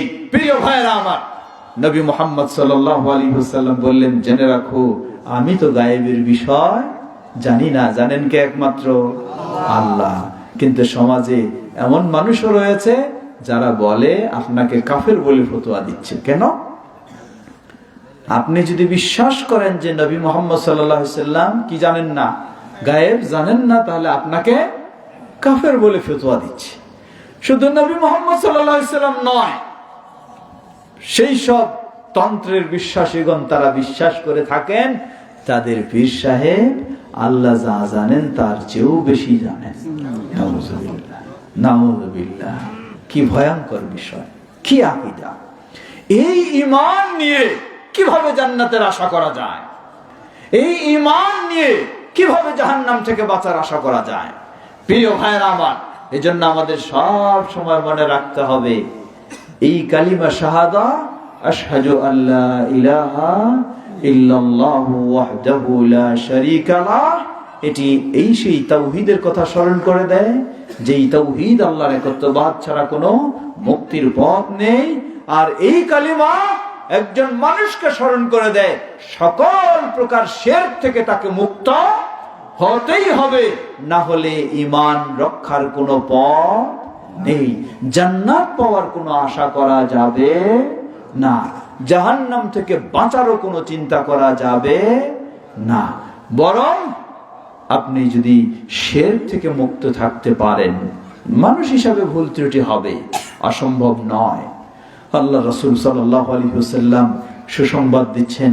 আল্লাহ রাব্বুল আলামিন বলেন হাদিসে কুদসি, ইয়া ইবনা আদম লাউ আতাইতানি বিকুরাবিল আরদি খাতায়া ওয়া লাম তুশরিক বি শাইআ লা আতাইতুকা বিকুরাবিহা মাগফিরা। হে আদম সন্তান, জেনে রাখো, তোমরা যদি গোটা পৃথিবীর সমান গুনাহ নিয়ে আমার কাছে আসো। কতটুকু গুনাহ? গোটা পৃথিবীর সমান গুনাহ নিয়ে আমার কাছে আসো, শর্ত হলো লাম তুশরিক বি শাইআ, আমার সাথে কখনো শিরকে লিপ্ত হও নাই, লা আতাইতুকা বিকুরাবিহা মাগফিরা, তাহলে আমিও তোমাদেরকে গোটা পৃথিবীর সমান ক্ষমা দান করব। সুবহানাল্লাহ, সুবহানাল্লাহ। প্রিয় ভাইরা আমার ও পর্দার আড়ালের মা বোনেরা, সুতরাং আমাদেরকে সবসময় মনে রাখতে হবে আপনার ইবাদত মৌলিক ফরজগুলি তো অবশ্যই পালন করতে হবে। অতিরিক্ত নফল ইবাদত কমও হতে পারে, অসুবিধা নেই, কিন্তু সব সময় আপনাকে মনে রাখতে হবে কি থেকে বিরত থাকতে হবে? শিরক থেকে বিরত থাকতে হবে। কারণ শিরকে যদি আমরা লিপ্ত হয়ে যাই, তাহলে আমার ঈমান, আমল, ফরজ, নফল সবকিছুই বরবাদ হয়ে যায়, সবকিছুই বরবাদ হয়। এজন্য প্রতিটি মুসলিম নর নারীকে সবসময় মনে রাখতে হবে এবং আমাদের সন্তানদেরকেও সেভাবে গড়ে তুলতে হবে। একটু আগেই যে আমরা লোকমান হাকিমের সেই উপদেশ, আল্লাহ রাব্বুল আলামিন বললেন, হে বৎস, লা তুশরিক বিল্লাহি ইন্নাশ শিরকা লাযুলমুন আযীম, তুমি আল্লাহর সাথে কখনো শিরকে লিপ্ত হয়ো না, কারণ পৃথিবীর বুকে সবচেয়ে ভয়ঙ্কর বড় অপরাধ হলো কি? শিরক। নিজেকে শিরক মুক্ত থাকতে হবে এবং আমাদের সন্তানদেরকেও সেভাবে শিরক মুক্ত গড়ে তুলতে হবে। পর্দার আড়ালের মা বোনদেরকে বিশেষ করে স্মরণ করে দিতে চাই, মা বোনেরা সহজ সরল মানুষ, ইসলাম প্রিয় মানুষ। এই সহজ সরলতায় ঈমান বিধ্বংসী যারা, তারা সুযোগটা নেয়। বিশেষ করে সামাজিক বহু কুসংস্কার রয়েছে, যে কুসংস্কারে লিপ্ত হওয়ার কারণেও মানুষ মনে করে কিছুই না এটা, কিন্তু আসলে সে কিসে লিপ্ত হয়ে গেছে? শিরকে লিপ্ত হয়ে গেছে। যেমন ছোট বাচ্চাদেরকে যখন ঘর বাড়ি থেকে মা বোনেরা বের করেন, তখন কি করেন? কপালে কালো টিপ দেয়। এদিক বোধ নাই, এটা না আছে, কপালে কালো টিপ দেয়। কেন? যদি জিজ্ঞাসা করেন, মা বোনেরা জবাব দেয়, কারণ ঘর থেকে বের হলে কি হবে? জিন শয়তানের আক্রমণ হবে, বদনজর হবে, এজন্য কালো টিপ। এর মানে কি বোঝা যায়? জিন শয়তানের আক্রমণ থেকে বাঁচানোর মালিক কে? না, আল্লাহ হলে তো আল্লাহর কাছে চাইতো। আল্লাহর কাছে কি চাইছে? চাই নাই, চাইছে কার কাছে? কালো টিপ। তাহলে বাঁচানোর মালিক তাদের কাছে কে? কালো টিপ। নাউজুবিল্লাহ। আর যে বিশ্বাস করবে, তাহলে তার ঈমান থাকার সুযোগ আছে। জিনিসটা হয়তো ছোট্ট, বলবেন এটা তো তুচ্ছ জিনিস। হ্যাঁ, তুচ্ছতেই শিরক অনেক সময়। এইজন্য আল্লাহ রাসূল সাল্লাল্লাহু আলাইহি ওয়াসাল্লাম কি বলেন? ইন্নাশ শিরকা ফি হাযিহিল উম্মাহ আখফা মিন জাবিবিন নামাল। গভীর অন্ধকারে ছোট্ট কালো পিপিলিকা চলাচল করলে দেখা যায় তো ভালো করে? হ্যাঁ, এত সূক্ষ্ম দেখার তো সুযোগ নেই, বোঝারও সুযোগ নেই। রাসূলুল্লাহ সাল্লাল্লাহু আলাইহি ওয়াসাল্লাম বলছেন, এটার চেয়েও এই উম্মার ভিতরে শিরকটা হলো আরো সূক্ষ্ম। আল্লাহু আকবার, আরো সূক্ষ্ম। ছোট্ট একটি কথায় শিরক হয়ে যায়। পর্দার আড়ালের মা বোনেরা, এই কালোটি শিরক।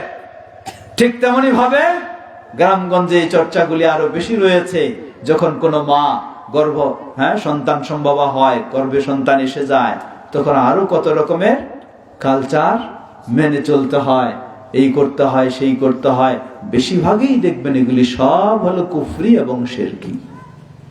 বলবেন হয়তো তাহলে কি জিন শয়তানের আক্রমণ নেই? ঘর থেকে বাইরে বের হলে তাহলে কি জিন শয়তানের আক্রমণ থেকে বাঁচার চেষ্টা করতে হবে না? জবাব অবশ্যই করতে হবে, কিন্তু চাইতে হবে কার কাছে? আল্লাহর কাছে। এটা তাওহীদ। আর অন্যের কাছে চাইলেই শিরক। এজন্য লক্ষ্য করুন, সহিহ মুসলিমের হাদিস, আল্লাহ রাসূল সাল্লাল্লাহু আলাইহি ওয়াসাল্লাম বলেন, যখন কোনো মুসলিম ঘর থেকে বের হওয়ার সময় সে বলবে বিসমিল্লাহ। কি বলবে? বিসমিল্লাহ। ওয়া তাওয়াক্কালতু আলাল্লাহ ওয়ালা হাওলা ওয়ালা কুওয়াতা ইল্লা বিল্লাহ। হাদিস সহিহ মুসলিমের। রাসূলুল্লাহ সাল্লাল্লাহু আলাইহি ওয়াসাল্লাম বলছেন, কোন মুসলিম যখন ঘর থেকে বের হয়, আল্লাহর নামে যখন বের হয়, আল্লাহর উপরে ভরসা করে, যখনই এই দোয়া পাঠ করে, আসলেই তার দরজার বাইরে জিন শয়তান অপেক্ষা করে তাকে আক্রমণ করার জন্য, ছোট হোক আর বড় হোক। কিন্তু যখনই এই দোয়া পাঠ করে, এই দোয়া শুনে বাইরে যে জিন শয়তানেরা আক্রমণের অপেক্ষায় ছিল, তারা একে অপরকে বলা বলি শুরু করে, কাইফা বিহি ওয়াকাদ হুদিয়া ওয়া উকিয়া, কিভাবে তোমরা তার জন্য অপেক্ষা করছো, অথচ সে সঠিক পথ পেয়ে গেছে, তোমাদের আক্রমণ থেকে নিরাপদ হয়ে গেছে। সুবহানাল্লাহ। এটা হলো তাওহীদের পথ। জিন শয়তানের আক্রমণ থেকে বাঁচার ইসলামের ব্যবস্থা নাই? কি আছে কিনা? অবশ্যই তাওহীদি ব্যবস্থা হলো, আমি সাহায্য চাইবো কার কাছে? কার নামে বের হব? আল্লাহর কাছে। সুতরাং এই ধরনের কালো টিপ বলুন আর তাবিজ কবজ প্রচলিত বলুন আর এই ধরনের মন্ত্রতন্ত্র, এগুলি বেশিরভাগই শিরক এবং কুফর। আল্লাহ রাসূল সাল্লাল্লাহু আলাইহি ওয়াসাল্লাম একজন সাহাবীকে দেখলেন, একজন সাহাবী নয়, দূর দেশ থেকে 10 জন সাহাবী, হাদিসটি মুসনাদে আহমদের হাদিস সহিহ। 10 জন সাহাবী আসলেন দ্বীন শিখার জন্য, ইসলাম জানার জন্য। রাসূলুল্লাহ সাল্লাল্লাহু আলাইহি ওয়াসাল্লাম 10 জনের মধ্যে 9 জনের সাথে হাত মিলালেন, একজনের সাথে মিলালেন না। যার সাথে মিলালেন না সে বেচারা তো বলতে পারছেন না। বাকি সাথীরা বললেন, হে আল্লাহ রাসূল সাল্লাল্লাহু আলাইহি ওয়াসাল্লাম, আমরা 10 জন একসাথে এসেছি, আপনি 9 জনের সাথে হাত মিলালেন আর এই ব্যক্তির সাথে হাত মিলালেন না, সমস্যাটা তার কোথায়? রাসূলুল্লাহ সাল্লাল্লাহু আলাইহি ওয়াসাল্লাম দেখিয়ে দিলেন তার ভিতরে ঝুলছে কি। ওই সময় এই হাদিসটা বললেন, আত-তামিমা মান তাআল্লাকা তামিমাতান ফাকাদ আশরাকা, যে তাবিজ কবজ ঝুলাবে সে শিরকে লিপ্ত হবে। যার কারণে রাসূলুল্লাহ সাল্লাল্লাহু আলাইহি ওয়াসাল্লাম তার সাথে হাত পর্যন্ত মিলালেন না। আজকে আমাদের সমাজ শুধু নয়, আমাদের এক শ্রেণীর আলেম ওলামা এই তাবিজ তো দেয় হিন্দুরাই খালি, নাকি? হ্যাঁ, এই তাবিজ দেয় বড় মসজিদের বড় ইমাম সাহেব, বড় মসজিদের মুয়াজ্জিন সাহেব। তাহলে লক্ষ্য করুন, আজকে যাদের দায়িত্ব ছিল মানুষকে, সাধারণ মানুষকে শিরক থেকে মুক্ত করা, তাই পেশা নিয়ে ফেলেছেন মানুষকে শিরকে যুক্ত করা। ঠিক কিনা? মসজিদ আবু বকর সিদ্দিক ও মাদ্রাসাতুস সুন্নাহ হলো ওই প্রতিষ্ঠান যেটি মানুষকে শিরক থেকে মুক্ত করতে চায়, মানুষকে তাওহীদের সাথে যুক্ত করতে চায়, মানুষকে বিদআত থেকে মুক্ত করতে চায়, মানুষকে সুন্নাহর সাথে যুক্ত করতে চায়। বলুন আলহামদুলিল্লাহ। সুতরাং আমাদের সকলের দায়িত্ব, পর্দার আড়ালের মা বোনদেরকে স্মরণ করে দিতে চাই, এই ছোট্ট টিনের ঘর হতে পারে ইনশাআল্লাহ, আল্লাহ কবুল করলে, তৌফিক দিলে একদিন এটাও সুন্দর হবে, মাদ্রাসাও সুন্দর হবে, কিন্তু আমাদের সকলকে এর পিছনেই থাকতে হবে। থাকবো তো ইনশাআল্লাহ? থাকবো তো ইনশাআল্লাহ? মনে রাখবেন, টিনের ঘর হলেই তার ইবাদতের মূল্য কম নয়, বরং পৃথিবীর বুকে যেই মসজিদটি ছাদও ছিল না, এই ধরনের ছাদ, রড সিমেন্টের ছাদও ঢালাই ছিল না, যেই মসজিদের ওয়ালও ছিল না, যেই মসজিদের টাইলসও ছিল না, যেই মসজিদের ফ্লোরে টাইলস ছিল না, ফ্লোরে মেটো ছিল না, সেখানে এসিও ছিল না, ওই মসজিদের মুসল্লি ছিল পৃথিবীর বুকে সেরা মুসল্লি। ঠিক কিনা? কোন মসজিদ? মসজিদে নববী, নবী মুহাম্মদ সাল্লাল্লাহু আলাইহি ওয়াসাল্লামের মসজিদ।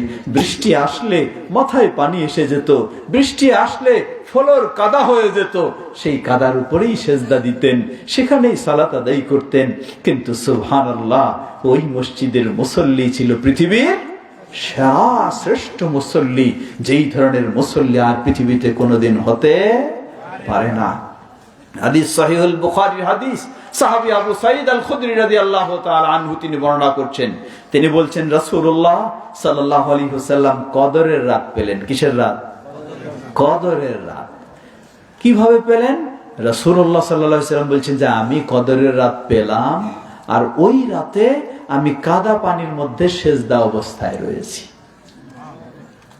যখন এই কথাগুলি বলছিলেন ফজরের সালাতের পরে, আবু সাইদ খুদরি রাদিয়াল্লাহু আনহু বললেন, রাসূলুল্লাহ সাল্লাল্লাহু আলাইহি সাল্লাম যখন বলছেন আমি কদরের রাত পেলাম আর সেই রাতে আমি কাদা পানিতে সেজদারত অবস্থায় রয়েছি, সাহাবী বলছেন আমি সাথে সাথে রাসূলুল্লাহ সাল্লাল্লাহু আলাইহি সাল্লামের কপালের দিকে তাকালাম, দেখছি এখনো রাসূলুল্লাহ সাল্লাল্লাহু আলাইহি সাল্লামের কপালে কাদা লেগেই আছে ফজরের পরে। আর বলছেন যে ওই রাত্রি সেই রাত্রেই বৃষ্টি হয়েছিল। মানে ঘরে তো উপরে কি আরসিসি ছাদ ছিল তো নাকি? হ্যাঁ, উপরে তো ছিল না, ছিল শুধু খেজুরের পাতা ডাল দিয়ে আটকানো, বৃষ্টি হলে পড়ে যেত। নিচেও কোনো টাইলস ছিল না, ছিল কাদা মাটি, ধুলাবালি, পানি পড়লে কাদা হয়ে যেত। সেখানেই সেজদারত ছিলেন নবী মুহাম্মদ সাল্লাল্লাহু আলাইহি ওয়াসাল্লাম, পৃথিবীর সেরা মুসল্লি। এর চেয়ে বড় ইমানদার, বড় মুসল্লি আর হতে পারে না সেই মসজিদেরই। সুতরাং মসজিদ খালি ঝলমল করলেই তার মুসল্লি ভালো হয়ে যায়, এটা কোনো মাপকাঠি নয়। তাই মসজিদটি দেখতে পারেন টিনের মসজিদ, এরকম একটি ছোট্ট ঘর, কিন্তু মনে রাখবেন এখানেই তাওহীদ পন্থী মুসল্লিরা রয়েছে। বলুন আলহামদুলিল্লাহ। এখানেই সুন্নাহর অনুসারী মুসল্লিরা রয়েছে। আল্লাহ সুবহানাহু ওয়া তাআলা এই মসজিদকে কবুল করে নিন। যারা এর পিছনে অবদান রাখছেন আল্লাহ সকলকে জাযায়ে খায়র দান করুন। প্রিয় ভাইরা আমার, আমাদের দায়িত্ব এই মসজিদকে আরো সুপ্রতিষ্ঠিত করা। আমাদের দায়িত্ব এই মসজিদের সাথে মাদ্রাসা, আমাদের সন্তানদেরকে যেন তাওহীদ ও সুন্নাহ সঠিক ইসলাম শিক্ষা দিতে পারি, সেজন্য এটিকে সুপ্রতিষ্ঠিত করা চেষ্টা করব তো ইনশাআল্লাহ। আল্লাহ আমাদের সকলকে সে তৌফিক দান করুন। খুব দীর্ঘ করব না, পর্দার আড়ালের মা বোনদেরকে দুটি বিষয়, তাদের বিষয় নিয়ে একটু স্মরণ করে দিতে চাই। ইসলাম নারীদের বিষয়টি নিয়ে অনেক গুরুত্ব দিয়েছে। বলুন আলহামদুলিল্লাহ। অনেক সময় মা বোনেরা খুব একটু কষ্ট পায়, কি বলে, কয় আজকে ওয়াজে গেলাম, মাহফিলে গেলাম, আমাদের বিষয়ে কোনো কথাই বললো না। আচ্ছা, এতক্ষণ যা হলো এগুলি কি শুধু পুরুষের কথা নাকি? নারী পুরুষ সবারই জন্য, ঈমান সবারই জন্য, ইসলাম সবারই জন্য, শিরক থেকে বাঁচা সবারই জন্য, তাওহীদের পথে চলা সবারই জন্য। আচ্ছা যাক, এরপরেও বিশেষভাবে যাই, মা বোনদের দু একটি কথা স্মরণ করে দেই। মা বোনেরা, ইসলাম আসলে নারীদের জন্য বিষয়টিকে অনেক সহজ করে দিয়েছে। বলুন আলহামদুলিল্লাহ। কেমনে সহজ? আল্লাহ রাসূল সাল্লাল্লাহু আলাইহি ওয়াসাল্লাম বললেন, আইয়ু ইমরাআতিন সাল্লাত খামসাহা, কোন মুসলিম নারী যদি দিনরাত 24 ঘন্টায় 5 ওয়াক্ত সালাত আদায় করে, কয় ওয়াক্ত? 5 ওয়াক্ত সালাত আদায় করে। তবে সালাত আদায় করতে হবে সমাজের মানুষেরা যেভাবে করে ওইভাবে নাকি? মনে রাখবেন, সালাতের নিয়ম কোন মাযহাব থেকেও নেওয়া যাবে না, কোন তরিকা থেকেও নয়, কোন পীর মুর্শিদ থেকেও নয়, কোন সমাজের মানুষের কাছ থেকেও নয়, কোন বাপ দাদার থেকেও নয়। সালাতের নিয়ম নিতে হবে, নারী হোক পুরুষ হোক। সহিহুল বুখারীর হাদিস 631 নম্বর, তিনি বলেন, সাল্লু কামা রাআইতুমুনি উসাল্লি, তোমরা আমাকে যেভাবে দেখেছো সেভাবেই সালাত আদায় করো। সালাতের নিয়ম নিতে হবে নবী মুহাম্মদ সাল্লাল্লাহু আলাইহি ওয়াসাল্লামের কাছে। ওই কালিমা শাহাদায় চলে যান, ওয়া আশহাদু আন্না মুহাম্মাদান আবদুহু ওয়া রাসূলুহু। এর অর্থই হলো সালাতটা হবে কার জন্য? আল্লাহর জন্য। আর সালাতের নিয়ম হবে কার কাছ থেকে? মুহাম্মদ সাল্লাল্লাহু আলাইহি ওয়াসাল্লামের কাছ থেকে। ভিন্ন কোন ব্যক্তির কাছ থেকে সালাতের নিয়মের সুযোগ নেই। সালাতের নিয়ম নিতে হবে নারী হোক পুরুষ হোক সকলকেই মুহাম্মদ সাল্লাল্লাহু আলাইহি ওয়াসাল্লামের কাছ থেকে। আল্লাহ রাসূল সাল্লাল্লাহু আলাইহি ওয়াসাল্লাম তিনি বলেন, নারী পুরুষ সবাই তাকে দেখে অনুসরণ করে সালাত আদায় করবে। যদিও আজকে বিভ্রান্তির মাঝে রয়েছি আমরা, সমাজের নারীদের সালাতের নিয়ম ভিন্ন রকমের শিক্ষা দেওয়া হয়। তাদের হাত বাঁধা ভিন্ন, তাদের রুকু করা ভিন্ন, তাদের সেজদা দেওয়াটাও ভিন্ন। মাটিতে যেন শুয়ে পড়ে সেজদা দিবে। মনে রাখবেন, একজন পুরুষ যেভাবে হাত বাঁধে, যেভাবে রুকু করে সুন্দরভাবে, যেভাবে 7 অঙ্গের উপরে সেজদা দেয়, যেভাবে বৈঠক করে, একজন মুসলিম নারীকেও ঠিক সেভাবেই সালাত আদায় করতে হবে। মৌলিক কিছু পার্থক্য রয়েছে, কিন্তু উঠা বসা, রুকু সেজদা, হাত বাঁধা, হাত তোলা, নারী পুরুষের মাঝে সহিহ হাদিসের আলোকে কোনো পার্থক্য নেই। আইয়ু ইমরাআতিন সাল্লাত খামসাহা, কোন মুসলিম নারী যদি দিনরাত 24 ঘন্টা 5 ওয়াক্ত সালাত আদায় করে, ওয়া সামাত শাহরাহা, রমাদানের সিয়াম পালন করে, ওয়া হাফিজাত ফারজাহা, এবং একজন মুসলিম নারী পর্দা, শরীয়তের হেজাব, পর্দা সঠিকভাবে মেনে তার সতীত্বকে সংরক্ষণ করে। বিশেষ করে পর্দা যদি সঠিক না থাকে, প্রবাসী যারা রয়েছেন সেখানে সমস্যাগুলি বেশি হয়। ইবলিস এমন ক্ষেত্রগুলি বেশি খুঁজে, তাই প্রবাসী হন আর নিজবাসী হন সেটি বিষয় নয়। মেইন বিষয় হলো মুসলিম নারী মানেই তাকে ইসলামী শরীয়তের পর্দা মেনে চলতে হবে। আমি অনেক সময় একটু ক্লিয়ার করি, পর্দা দুই ধরনের, একটি হলো কোরআন সুন্নাহর পর্দা আর একটি হলো সামাজিক পর্দা। বললেন সামাজিক পর্দা কি? কোরআন সুন্নাহর পর্দা হলো কি? হলো ব্যাটারি আছে বা জেনারেটর আছে? ওদের কাছে আলহামদুলিল্লাহ।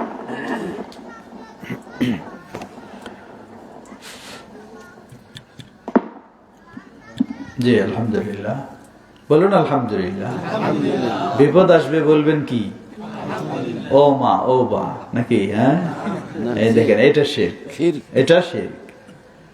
মানুষ বিপদের সময় কাকে ডাকবে? আল্লাহকে ডাকবে। কিন্তু আমাদের সমাজে বা পূর্বপুরুষরা ছিল মূর্তি পূজারী। হ্যাঁ, হিন্দু ছিল না এইসব অঞ্চলে? সব হিন্দু। তাই তারা ওই হিন্দুর কালচারে গড়ে উঠেছে। হিন্দুরা বিপদে পড়লে ডাকে কাকে? তাদের মা দেবীকে ডাকে। হ্যাঁ, এই জন্য মুসলিমরাও, নারী হোক পুরুষ হোক, কোথাও আঘাত পেলে, হোঁচট খেলে কি বলে? ও মা ও বা মা গো। হ্যাঁ, লা হাওলা ওয়ালা কুওয়াতা ইল্লা বিল্লাহ। ছোট্ট কথা বলবেন যে এটা এমনি বের হয় না। কেন এমনি বের হবে? আল্লাহ কি বলেছেন? ওয়াবাশশিরিস সাবিরিন আল্লাযীনা ইযা আসাবাতহুম মুসিবা ক্বালু ইন্না লিল্লাহি ওয়া ইন্না ইলাইহি রাজিউন। হে নবী, ধৈর্যশীলদেরকে সুসংবাদ দিয়ে দাও। কেমন ধৈর্যশীল? আল্লাযীনা ইযা আসাবাতহুম মুসিবা, যখন তারা কোনো বিপদের সম্মুখীন হয় কি বলে? ও মা ও বা ইন্না লিল্লাহি ওয়া ইন্না ইলাইহি রাজিউন। মুসলিম মানেই হলো বিপদে আপদে সব সময় ডাকবে কাকে? আল্লাহকে। আমার ভিতরটাতে যখন এটা বসে যাবে, তখন আমার মুখ দিয়ে কখনো ও মা ও বা বের হবে না, বের হবে ও আল্লাহ। কি বের হবে? কমপক্ষে ও আল্লাহ বা ইন্না লিল্লাহ। এটা একটা বড় বিষয়। আবার যখন বিপদ দূর হবে, প্রশংসা কার? দূর তো করতে পারেন কে? একমাত্র আল্লাহ সুবহানাহু ওয়া তাআলা। প্রিয় ভাইরা আমার, আমরা বলছিলাম কোরআন সুন্নাহর পর্দা আর সামাজিক পর্দা। কোরআন সুন্নাহর পর্দা হলো একজন মুসলিম নারী বাইরে, ঘর থেকে বাইরে বের হলে যে সমস্ত পুরুষের সাথে দেখা করার সুযোগ নেই, কথা বলার সুযোগ নেই, ঘরের ভিতরে থাকলেও তাদের সাথে দেখা করার সুযোগ নেই, কথা বলার সুযোগ নেই। সূরা নূর, সূরা আহজাব আল্লাহ রাব্বুল আলামিন বিস্তারিত উল্লেখ করেছেন। এটি হলো ইসলামের কোরআন সুন্নাহর পর্দা। আর সামাজিক পর্দা কি?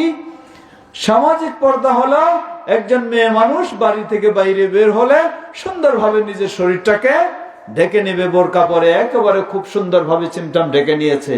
কিন্তু বাড়িতে যখন থাকে, চাচাতো ভাই, মামাতো ভাই, খালাতো ভাই আর দুলা ভাই সবার সাথে দেধারসে হাসি তামাশা, আড্ডা, গল্প গুজব সব কিছু চলতে থাকে। মানে বাইরে হলো ফিটফাট, ভিতরে কি? লা হাওলা ওয়ালা কুওয়াতা ইল্লা বিল্লাহ। এটা হলো সামাজিক পর্দা। এটা কি পর্দা? এটা সামাজিক পর্দা। এই সামাজিক পর্দা দিয়ে ইসলামের পর্দা হবে না। এখানেই দুর্ঘটনাগুলি ঘটে বেশি। আপনার যাদের সাথে কথা বলার অনুমতি নেই, বাইরেও নেই ভিতরেও নেই, যার সাথে দেখা করার অনুমতি নেই, যার সাথে উঠা বসা করার অনুমতি নেই, বাইরেও নেই ভিতরেও নেই, সেই সীমারেখা আপনাকে মেনে চলতে হবে। তাহলে এটি হলো শরীয়তের পর্দা। আল্লাহ রাসূল সাল্লাল্লাহু আলাইহি ওয়াসাল্লাম বললেন, কোন মুসলিম নারী যদি দিনরাত 24 ঘন্টা 5 ওয়াক্ত সালাত আদায় করে, রমাদানের সিয়াম পালন করে এবং শরীয়তের পর্দা মেনে নিজের সতীত্ব সংরক্ষণ করে, চতুর্থ বিষয় হলো ওয়া আতাআত বালাহা, স্বামীর সাথে বেশি বেশি ঝগড়া করে, হ্যাঁ, অনুসরণ করে, স্বামীর সাথে ভালো আচরণ করে, স্বামীর সাথে ভালো আনুগত্য করে। পুরুষেরা খুব খুশি, এইবার তো পাইছি নাকি, হ্যাঁ, মানাইতেই হবে নাকি না। আলহামদুলিল্লাহ, ইসলাম কারো প্রতি জুলুম করেনি। ইসলাম সুযোগ দেয়নি পুরুষকে যে নারীর প্রতি খালি চাপায় দিবে আর নিজে একেবারে বাবুগিরি করে চলবে, তা নয়। আল্লাহ সুবহানাহু ওয়া তাআলা কত সুন্দর বলেছেন, হুন্না লিবাসুল লাকুম ওয়া আনতুম লিবাসুল লাহুন্না। সুবহানাল্লাহ। আল্লাহ বলছেন তারা তোমাদের পোশাক স্বরূপ আর তোমরা তাদের লাঠি স্বরূপ নাকি, হ্যাঁ, তা বলেন নেই। আল্লাহ বলছেন তারা তোমাদের পোশাক স্বরূপ আর তোমরাও তাদের পোশাক স্বরূপ। বলুন সুবহানাল্লাহ। ইসলাম কিভাবে, আর এটা যদি না হয় তাহলে তো উভয়ের মাঝে আন্তরিকতা হবে না, উভয়ের মাঝে ভালোবাসা আসবে না, উভয়ের মাঝে বন্ধুত্ব তৈরি হবে না। তাই আল্লাহ সুবহানাহু ওয়া তাআলা দুই পক্ষকেই নির্দেশ দিয়েছেন। তবে স্বামীর যেহেতু দায়িত্বটা বেশি, স্বামীর দায়িত্ব হলো যেভাবেই হোক তাকে কঠোর পরিশ্রম করে দৌড়ঝাঁপ করে বাইরে রুজি রোজগার করতে হবে। আর স্ত্রীর দায়িত্বটা হলো ভিতরে সন্তানদেরকে প্রতিপালন করবে, সবকিছু ভিতরে প্রস্তুত করে রাখবে। এজন্য স্বামীর প্রতি তার একটা আনুগত্য দেখাতে হবে। তাই ইসলাম বলেছে, আল্লাহ রাসূল সাল্লাল্লাহু আলাইহি ওয়াসাল্লাম বললেন চতুর্থ বৈশিষ্ট্য হলো ওয়া আতাআত বালাহা, স্বামীর সাথে আনুগত্য করবে, স্বামীর ভালো কথা শুনবে। এইভাবে যদি কোনো মুসলিম নারী দুনিয়ার জীবনে চারটি বৈশিষ্ট্য সে অবলম্বন করতে পারে, কিলা লাহা দুখুলিল জান্নাতা বিআইয়ি বাবিন শি'তি, ওই মুসলিম নারীকে কিয়ামতের কঠিন বিভীষিকাময় দিনে তাকে বলা হবে দুনিয়ার জীবনে কষ্ট করে সালাত আদায় করেছো, সিয়াম পালন করেছো, পর্দার সাথে জীবন যাপন করেছো, অনেকের অনেক কথার সাথে ধৈর্য ধারণ করেছো, স্বামীর সাথেও ধৈর্যের সাথে তুমি ভালো আচরণ করেছো, যার বদৌলতে তোমার জন্য সুসংবাদ হলো তোমার সামনে জান্নাতের সব দরজাগুলি খুলে দেওয়া হয়েছে, যেই দরজা দিয়ে ইচ্ছা হয় তুমি সেটি দিয়ে জান্নাতে প্রবেশ করো। সুবহানাল্লাহ, সুবহানাল্লাহ। এত সহজ কোনো পুরুষের জন্য নয়, এই সহজ হলো জান্নাত নারীদের জন্য। সুবহানাল্লাহ। প্রিয় ভাইরা আমার, নারী কারা? বাইরের তো কেউ না। খুঁজে দেখি, নারী হয় আমার মা, অথবা আমার স্ত্রী, অথবা আমার মেয়ে, অথবা আমার বোন। এর বাইরে আর কেউ, এর বাইরে আর কেউ নয়। যদি এর বাইরে কেউ না হয়, তাহলে আমার মাকে যদি এভাবে জান্নাতে প্রবেশের সুসংবাদ দেওয়া হয়, এটি আমার জন্য কি আনন্দের বিষয় নয়? সন্তান হিসাবে আমার দায়িত্ব আমার মাকে সহযোগিতা করা। মা বলে ছেড়ে দেওয়া যাবে না। মা যদি বেনামাজি থাকে, অত্যন্ত ভদ্রভাবে, নম্রভাবে, সুন্দরভাবে মাকে নামাজি বানানো আমাকে সন্তান হিসাবেও চেষ্টা করতে হবে। মা হয়তো জানে না, বুঝে না, জ্ঞান নেই, কিন্তু আমি তো এখন আল্লাহ আমাকে বুঝার সুযোগ দিয়েছেন।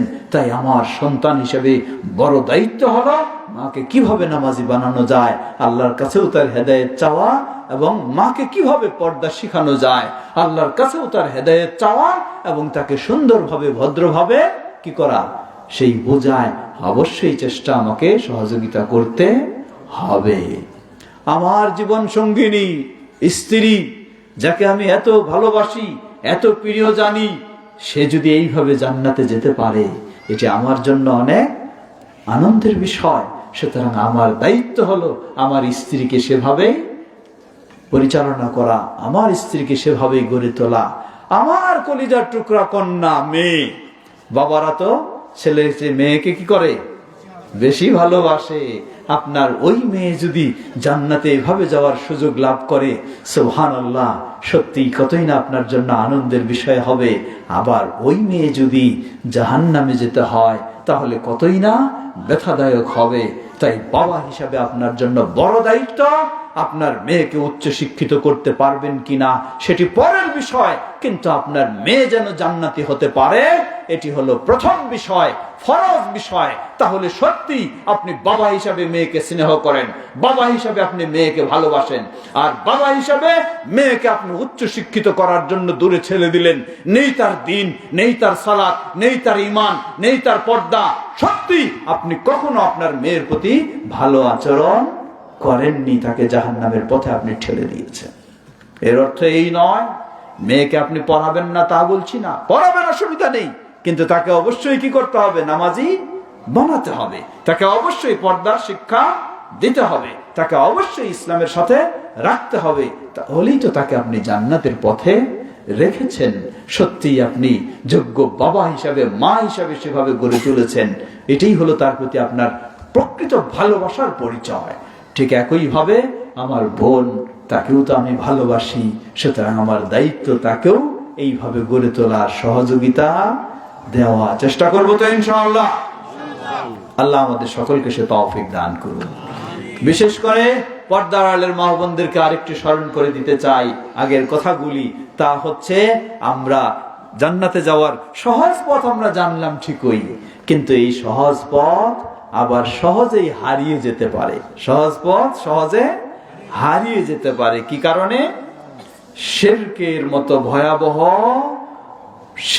মতো ভয়াবহ কাজে যদি লিপ্ত হয়, নারী হোক বা পুরুষ হোক, যেই সহজে আমি জান্নাত লাভ করেছিলাম সেই সহজেই আবার জান্নাত হারিয়ে যাবে, জান্নাত হারাম হয়ে যাবে।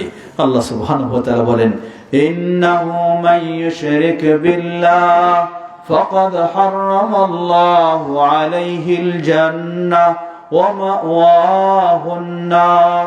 যে আল্লাহর সাথে শিরকে লিপ্ত হয়, আল্লাহ তার জন্য জান্নাতকে হারাম করে দেন, জাহান্নামকে অপরিহার্য করে দেন। সুতরাং প্রতিটি মুসলিম নর ও নারীর অপরিহার্য দায়িত্ব, আমরা যেন জাহান্নাম থেকে, আমরা যেন শিরক থেকে বাঁচতে পারি, সেটি নিজেরা, আমাদের নতুন প্রজন্ম, তাদের সকলকেই সেই ক্ষেত্রে সচেতন করা আমাদের জন্য সবচেয়ে বড় ফরজ। কারণ এই জন্যই আল্লাহর তাওহীদের পথে থাকার জন্য তো আল্লাহ আমাদেরকে সৃষ্টি করেছেন। আল্লাহ তো আমাদেরকে শিরকে লিপ্ত হওয়ার জন্য সৃষ্টি করেন নাই। আল্লাহ আমাকে তাওহীদের উপর আমাদেরকে থাকার জন্যই সৃষ্টি করেছেন। আল্লাহ রাসূল সাল্লাল্লাহু আলাইহি সাল্লাম আমাদেরকে দিয়েছেন কেন? রাসূলের আগমনটার কারণেই হলো আমরা যেন রাসূলের সুন্নাহ মেনে চলতে পারি। কিন্তু আমরা যদি বেদাতে লিপ্ত হই, তাহলে তো রাসূল প্রেরণের উদ্দেশ্য সার্থক নয়। সুতরাং আমাদের জীবনে সব সময় দুটি জিনিস মানতে হবে, দুটি জিনিস ছাড়তে হবে। কি দুটি জিনিস? মানতে হবে, দুটি জিনিস ছাড়তে হবে। দুটি মানতে হবে, এক হলো তাওহীদ, ইবাদত হবে একমাত্র আল্লাহ। ছাড়তে হবে, তাওহীদের বিপরীত হলো শিরক। শিরক ভয়ঙ্কর বিষয় থেকে আমাদেরকে বেঁচে থাকতেই হবে। আবার দ্বিতীয় হলো সুন্নাহ, আমাদেরকে জীবনের প্রতিটি ক্ষেত্রে মানতে হবে। আমাদের মডেল হলেন কে? রাসূলুল্লাহ সাল্লাল্লাহু আলাইহি ওয়াসাল্লাম। আল্লাহ বলেন, লাকাদ কানা লাকুম ফি রাসূলিল্লাহি উসওয়াতুন হাসানাহ। ইসলাম পরিপূর্ণ জীবন ব্যবস্থা। ব্যক্তিগত জীবনেও ইসলাম রয়েছে, সামাজিক জীবনে রয়েছে, রাষ্ট্রীয় জীবনেও রয়েছে। কিন্তু এমন কোন সুযোগ নেই ব্যক্তিগত জীবন আমি রাসূলের সুন্নাহ অনুযায়ী করব, আর রাষ্ট্রীয় জীবন ইসলামী যেমন মন তেমন করব। সুযোগ আছে নাকি? না। ইসলাম পরিপূর্ণ। রাষ্ট্রীয় জীবনেও আপনাকে রাসূলের প্রকৃত সুন্নাহ অনুযায়ী সেটি করতে হবে, না হলে আল্লাহর কাছে গ্রহণযোগ্য হবে না। তিনি বলেন, জেনে রাখো, মান আমিলা আমালান লাইসা ফীহি আমরুনা ফাহুয়া রাদ্দুন। যে ব্যক্তি এমন কোন আমল করবে, ব্যক্তি জীবনে হোক আর সামাজিক জীবনে আর রাষ্ট্রীয় জীবনে হোক, সেই আমলটা যদি আমাদের সুন্নাহ অনুযায়ী না হয়, তাহলে এটি প্রত্যাখ্যানযোগ্য, কখনোই গ্রহণযোগ্য হবে না। অতএব বিষয়টিকে কখনোই ছোট মনে করা যাবে না। এত কষ্ট করে আপনি জীবন শেষ করে দিচ্ছেন এই কাজের পিছনে, অথচ সেই কাজটা সুন্নাহ অনুযায়ী না হলে বরবাদ হয়ে যাবে। আপনাকে অবশ্যই সেটি মনে রাখতে হবে, কখনো সহজ করে দেখার সুযোগ নেই। তাই দ্বিতীয় বিষয় হলো সুন্নাহকে সেভাবে মেনে চলবো এবং বিদআত থেকে বিরত থাকবো। জীবনের সব বিষয়গুলি মূলত এই দুটির মধ্যেই চলে আসে। যত রকমের কুফরি বলুন, যত রকমের নেফাকি বলুন, সবগুলি শিরকের সাথে কোনো না কোনো দিক থেকে সম্পৃক্ত রয়েছে, বিদআর সাথে কোনো না কোনো দিক থেকে সম্পৃক্ত রয়েছে।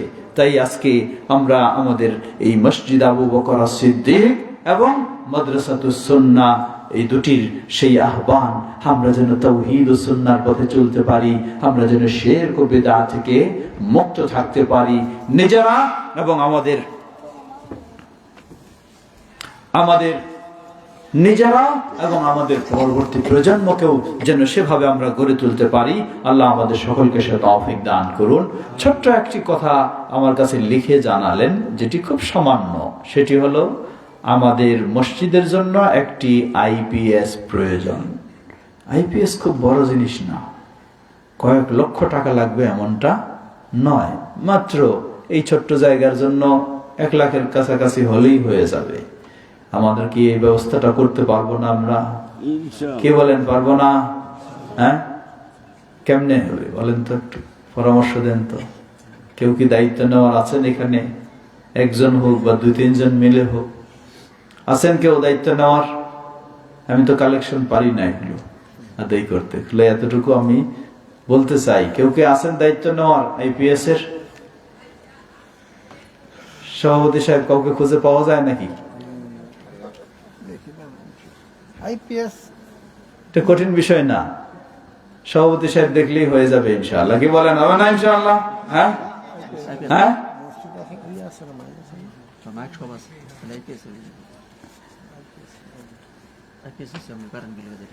খুব বেশি নয়, বিদ্যুৎ তো গ্রামগঞ্জে বিদ্যুৎ থাকে না, এই জন্য কারেন্ট রিজার্ভ রাখার জন্য আর কি আইপিএস। অল্প বেশি হয়তো এখানে এটার জন্য হয়তো 60-70 হাজার টাকা হইলেও হয়ে যেতে পারে। তো আমার মনে হয় আমি এই সভাপতি সাহেবকে অনুরোধ জানাই, আপনি যেভাবে হোক ব্যবস্থা করে দিবেন ইনশাআল্লাহ। ইনশাআল্লাহ আল্লাহ তৌফিক দান করুন। বলুন আল্লাহুম্মা আমিন। আল্লাহ কবুল করে নিন, বলুন আল্লাহুম্মা আমিন। সমস্যা নাই, এটি ছোট্ট জিনিস, খুব বড় জিনিস নয়। আমি তো মনে হয় মসজিদের চাইতে আসছেন, আচ্ছা মসজিদের বিষয়ে আমরাও খোঁজ নেব ইনশাআল্লাহ, যেন মসজিদটা হয়ে যায় আমাদের ইনশাআল্লাহ। আল্লাহ কবুল করুন, আল্লাহ তৌফিক দান করুন। প্রিয় ভাই আমার, পরিশেষে আবারও সকলকে সেই আহ্বান জানিয়ে কথা দীর্ঘ না করে শেষ করতে চাই। এই মসজিদের এবং মাদ্রাসা সুন্নাহর যেই আহ্বান, আজকে আহলুল হাদিস, ছোট্ট একটি কথা স্মরণ করে দিয়ে শেষ করি। আহলুল হাদিস, আহলুল হাদিসেরও আহ্বান সেটাই। আহলুল হাদিস কি জিনিস, কাকে বলে? মানুষ অনেক সময় ভুল বুঝে। কেমনে ভুল বুঝায় দেখেন, কয়েক মিনিটে শেষ করছি। বলে আহলুল হাদিস জানেন না, এরা তো মুসলমান না। কেমনে মুসলমান না? ব্যাখ্যা দেয়, কয় আহলে হাদিস মানে হলো এরা শুধু হাদিস মানে কোরআন মানে না। আর যারা কোরআন মানে না আসলেই তো মুসলমান থাকতে পারে? যারা কোরআন মানে না মুসলমান থাকতে পারে? তা তো পারে না। কই এরা খালি হাদিস মানে কোরআন মানে না, তাই এরা মুসলমান না। আসলে এটি কি মূর্খতার পরিচয় না? কে বলেন মূর্খতার পরিচয় না? এটি একটি অজ্ঞতা, মূর্খতার পরিচয় ছাড়া কিছুই নয়। হাদিস কি জিনিস সে এটাই জানে না, ঠিক না? হাদিস 1 নম্বর হাদিস কোনটা? আল কোরআন। আল্লাহ সুবহানাহু ওয়া তাআলা কোরআনুল কারীমে হাদিস শব্দটাকে 16 বার নিয়ে এসেছেন। এর মাঝে 8 জায়গায় কোরআনকেই আল্লাহ রাব্বুল আলামিন হাদিস বলে পরিচয় দিয়েছেন। যেমন সূরা জুমার 23 নম্বর আয়াত, আল্লাহ বলেন, আল্লাহু নাযালা আহসানাল হাদিস, আল্লাহ সর্বোত্তম হাদিস নাজিল করেছেন। বলুন সুবহানাল্লাহ। আল্লাহ সর্বোত্তম কি নাজিল করেছেন? হাদিস নাজিল করেছেন। কোনটা? কোরআন। তাহলে এই কোরআনকে হাদিস কে বললেন? আল্লাহ, স্বয়ং আল্লাহ। আল্লাহ রাব্বুল আলামিন এই কোরআনকে হাদিস বলে অসংখ্য কোরআন মাজিদের প্রায়, ইমাম সয়ুতি রাহিমাহুল্লাহ বর্ণনা দিয়েছেন যে প্রায় 55টি পরিচয় রয়েছে কোরআন মাজিদের। তার মাঝে একটা পরিচয় কি? হাদিস। তাহলে এখন আহলুল হাদিস মানে যখন হাদিসের অনুসারী, তাহলে 1 নম্বর হাদিস কি? জোরে বলেন, 1 নম্বর হাদিস কি? কোরআন। দ্বিতীয় হাদিস তো সবাই জানি, কি সেটা? রাসূলুল্লাহ সাল্লাল্লাহু আলাইহি ওয়াসাল্লামের সরাসরি কথা, কাজ ও সম্মতি। তাহলে এই 2 হাদিসের যারা অনুসারী তারা কি? হ্যাঁ, জোরে বলেন, আহলুল হাদিস। 2 হাদিসের অনুসারী যারা, তারা হলো আহলুল হাদিস। সুতরাং ভুল বোঝার কোনো সুযোগ নেই। এজন্যই 1400 বছর পূর্বে নবী মুহাম্মদ সাল্লাল্লাহু আলাইহি ওয়াসাল্লাম বলেছেন, জেনে রাখো, তারাকতু ফীকুম আমরাইন লান তাদিল্লু মা তামাসসাকতুম বিহিমা কিতাবাল্লাহি ওয়া সুন্নতি। রেখে গেলাম তোমাদের মাঝে মাত্র 2টি জিনিস, যতক্ষণ পর্যন্ত এই 2টিকে তোমরা আঁকড়ে ধরবে কখনো পথভ্রষ্ট হবে না। 2টির মধ্যে একটি হলো মালিকি মাযহাব আর একটি শাফি মাযহাব। হ্যাঁ, তাহলে একটি হাম্বলি মাযহাব আর একটি হানাফি মাযহাব নাকি? মনে রাখবেন কি নিয়ে আজকে ঝগড়া করতেছেন, আর আল্লাহ রাসূল সাল্লাল্লাহু আলাইহি ওয়াসাল্লাম কি রেখে গেছেন। একটি নকশবন্দিয়া তরিকা আর একটি মুজাদ্দিদিয়া তরিকা, না? তোমাদের মাঝে রেখে গেলাম মাত্র দুটি জিনিস, যতক্ষণ পর্যন্ত এই দুটিকে আঁকড়ে ধরবে কখনো পথভ্রষ্ট হবে না। একটি হলো আল্লাহর কিতাব আল কোরআনুল কারীম, দ্বিতীয় হলো নবী মুহাম্মদ সাল্লাল্লাহু আলাইহি ওয়াসাল্লামের সুন্নাহ বা হাদিস। লিল্লাহি তাকবীর, লিল্লাহি তাকবীর। সুতরাং প্রতিটি মুসলিম তার আকীদা, আমল, আদর্শ, নর হোক আর নারী হোক, শিক্ষিত হোক আর অশিক্ষিত হোক, সকলকে গড়ে তুলতে হবে কোরআন এবং সহিহ হাদিসের আলোকে। কিসের আলোকে? কোরআন এবং সহিহ হাদিসের আলোকে। এই দুটি অনুসরণকারী যারা, তারাই হলেন কারা? আহলুল হাদিস, অন্য কেউ নয়।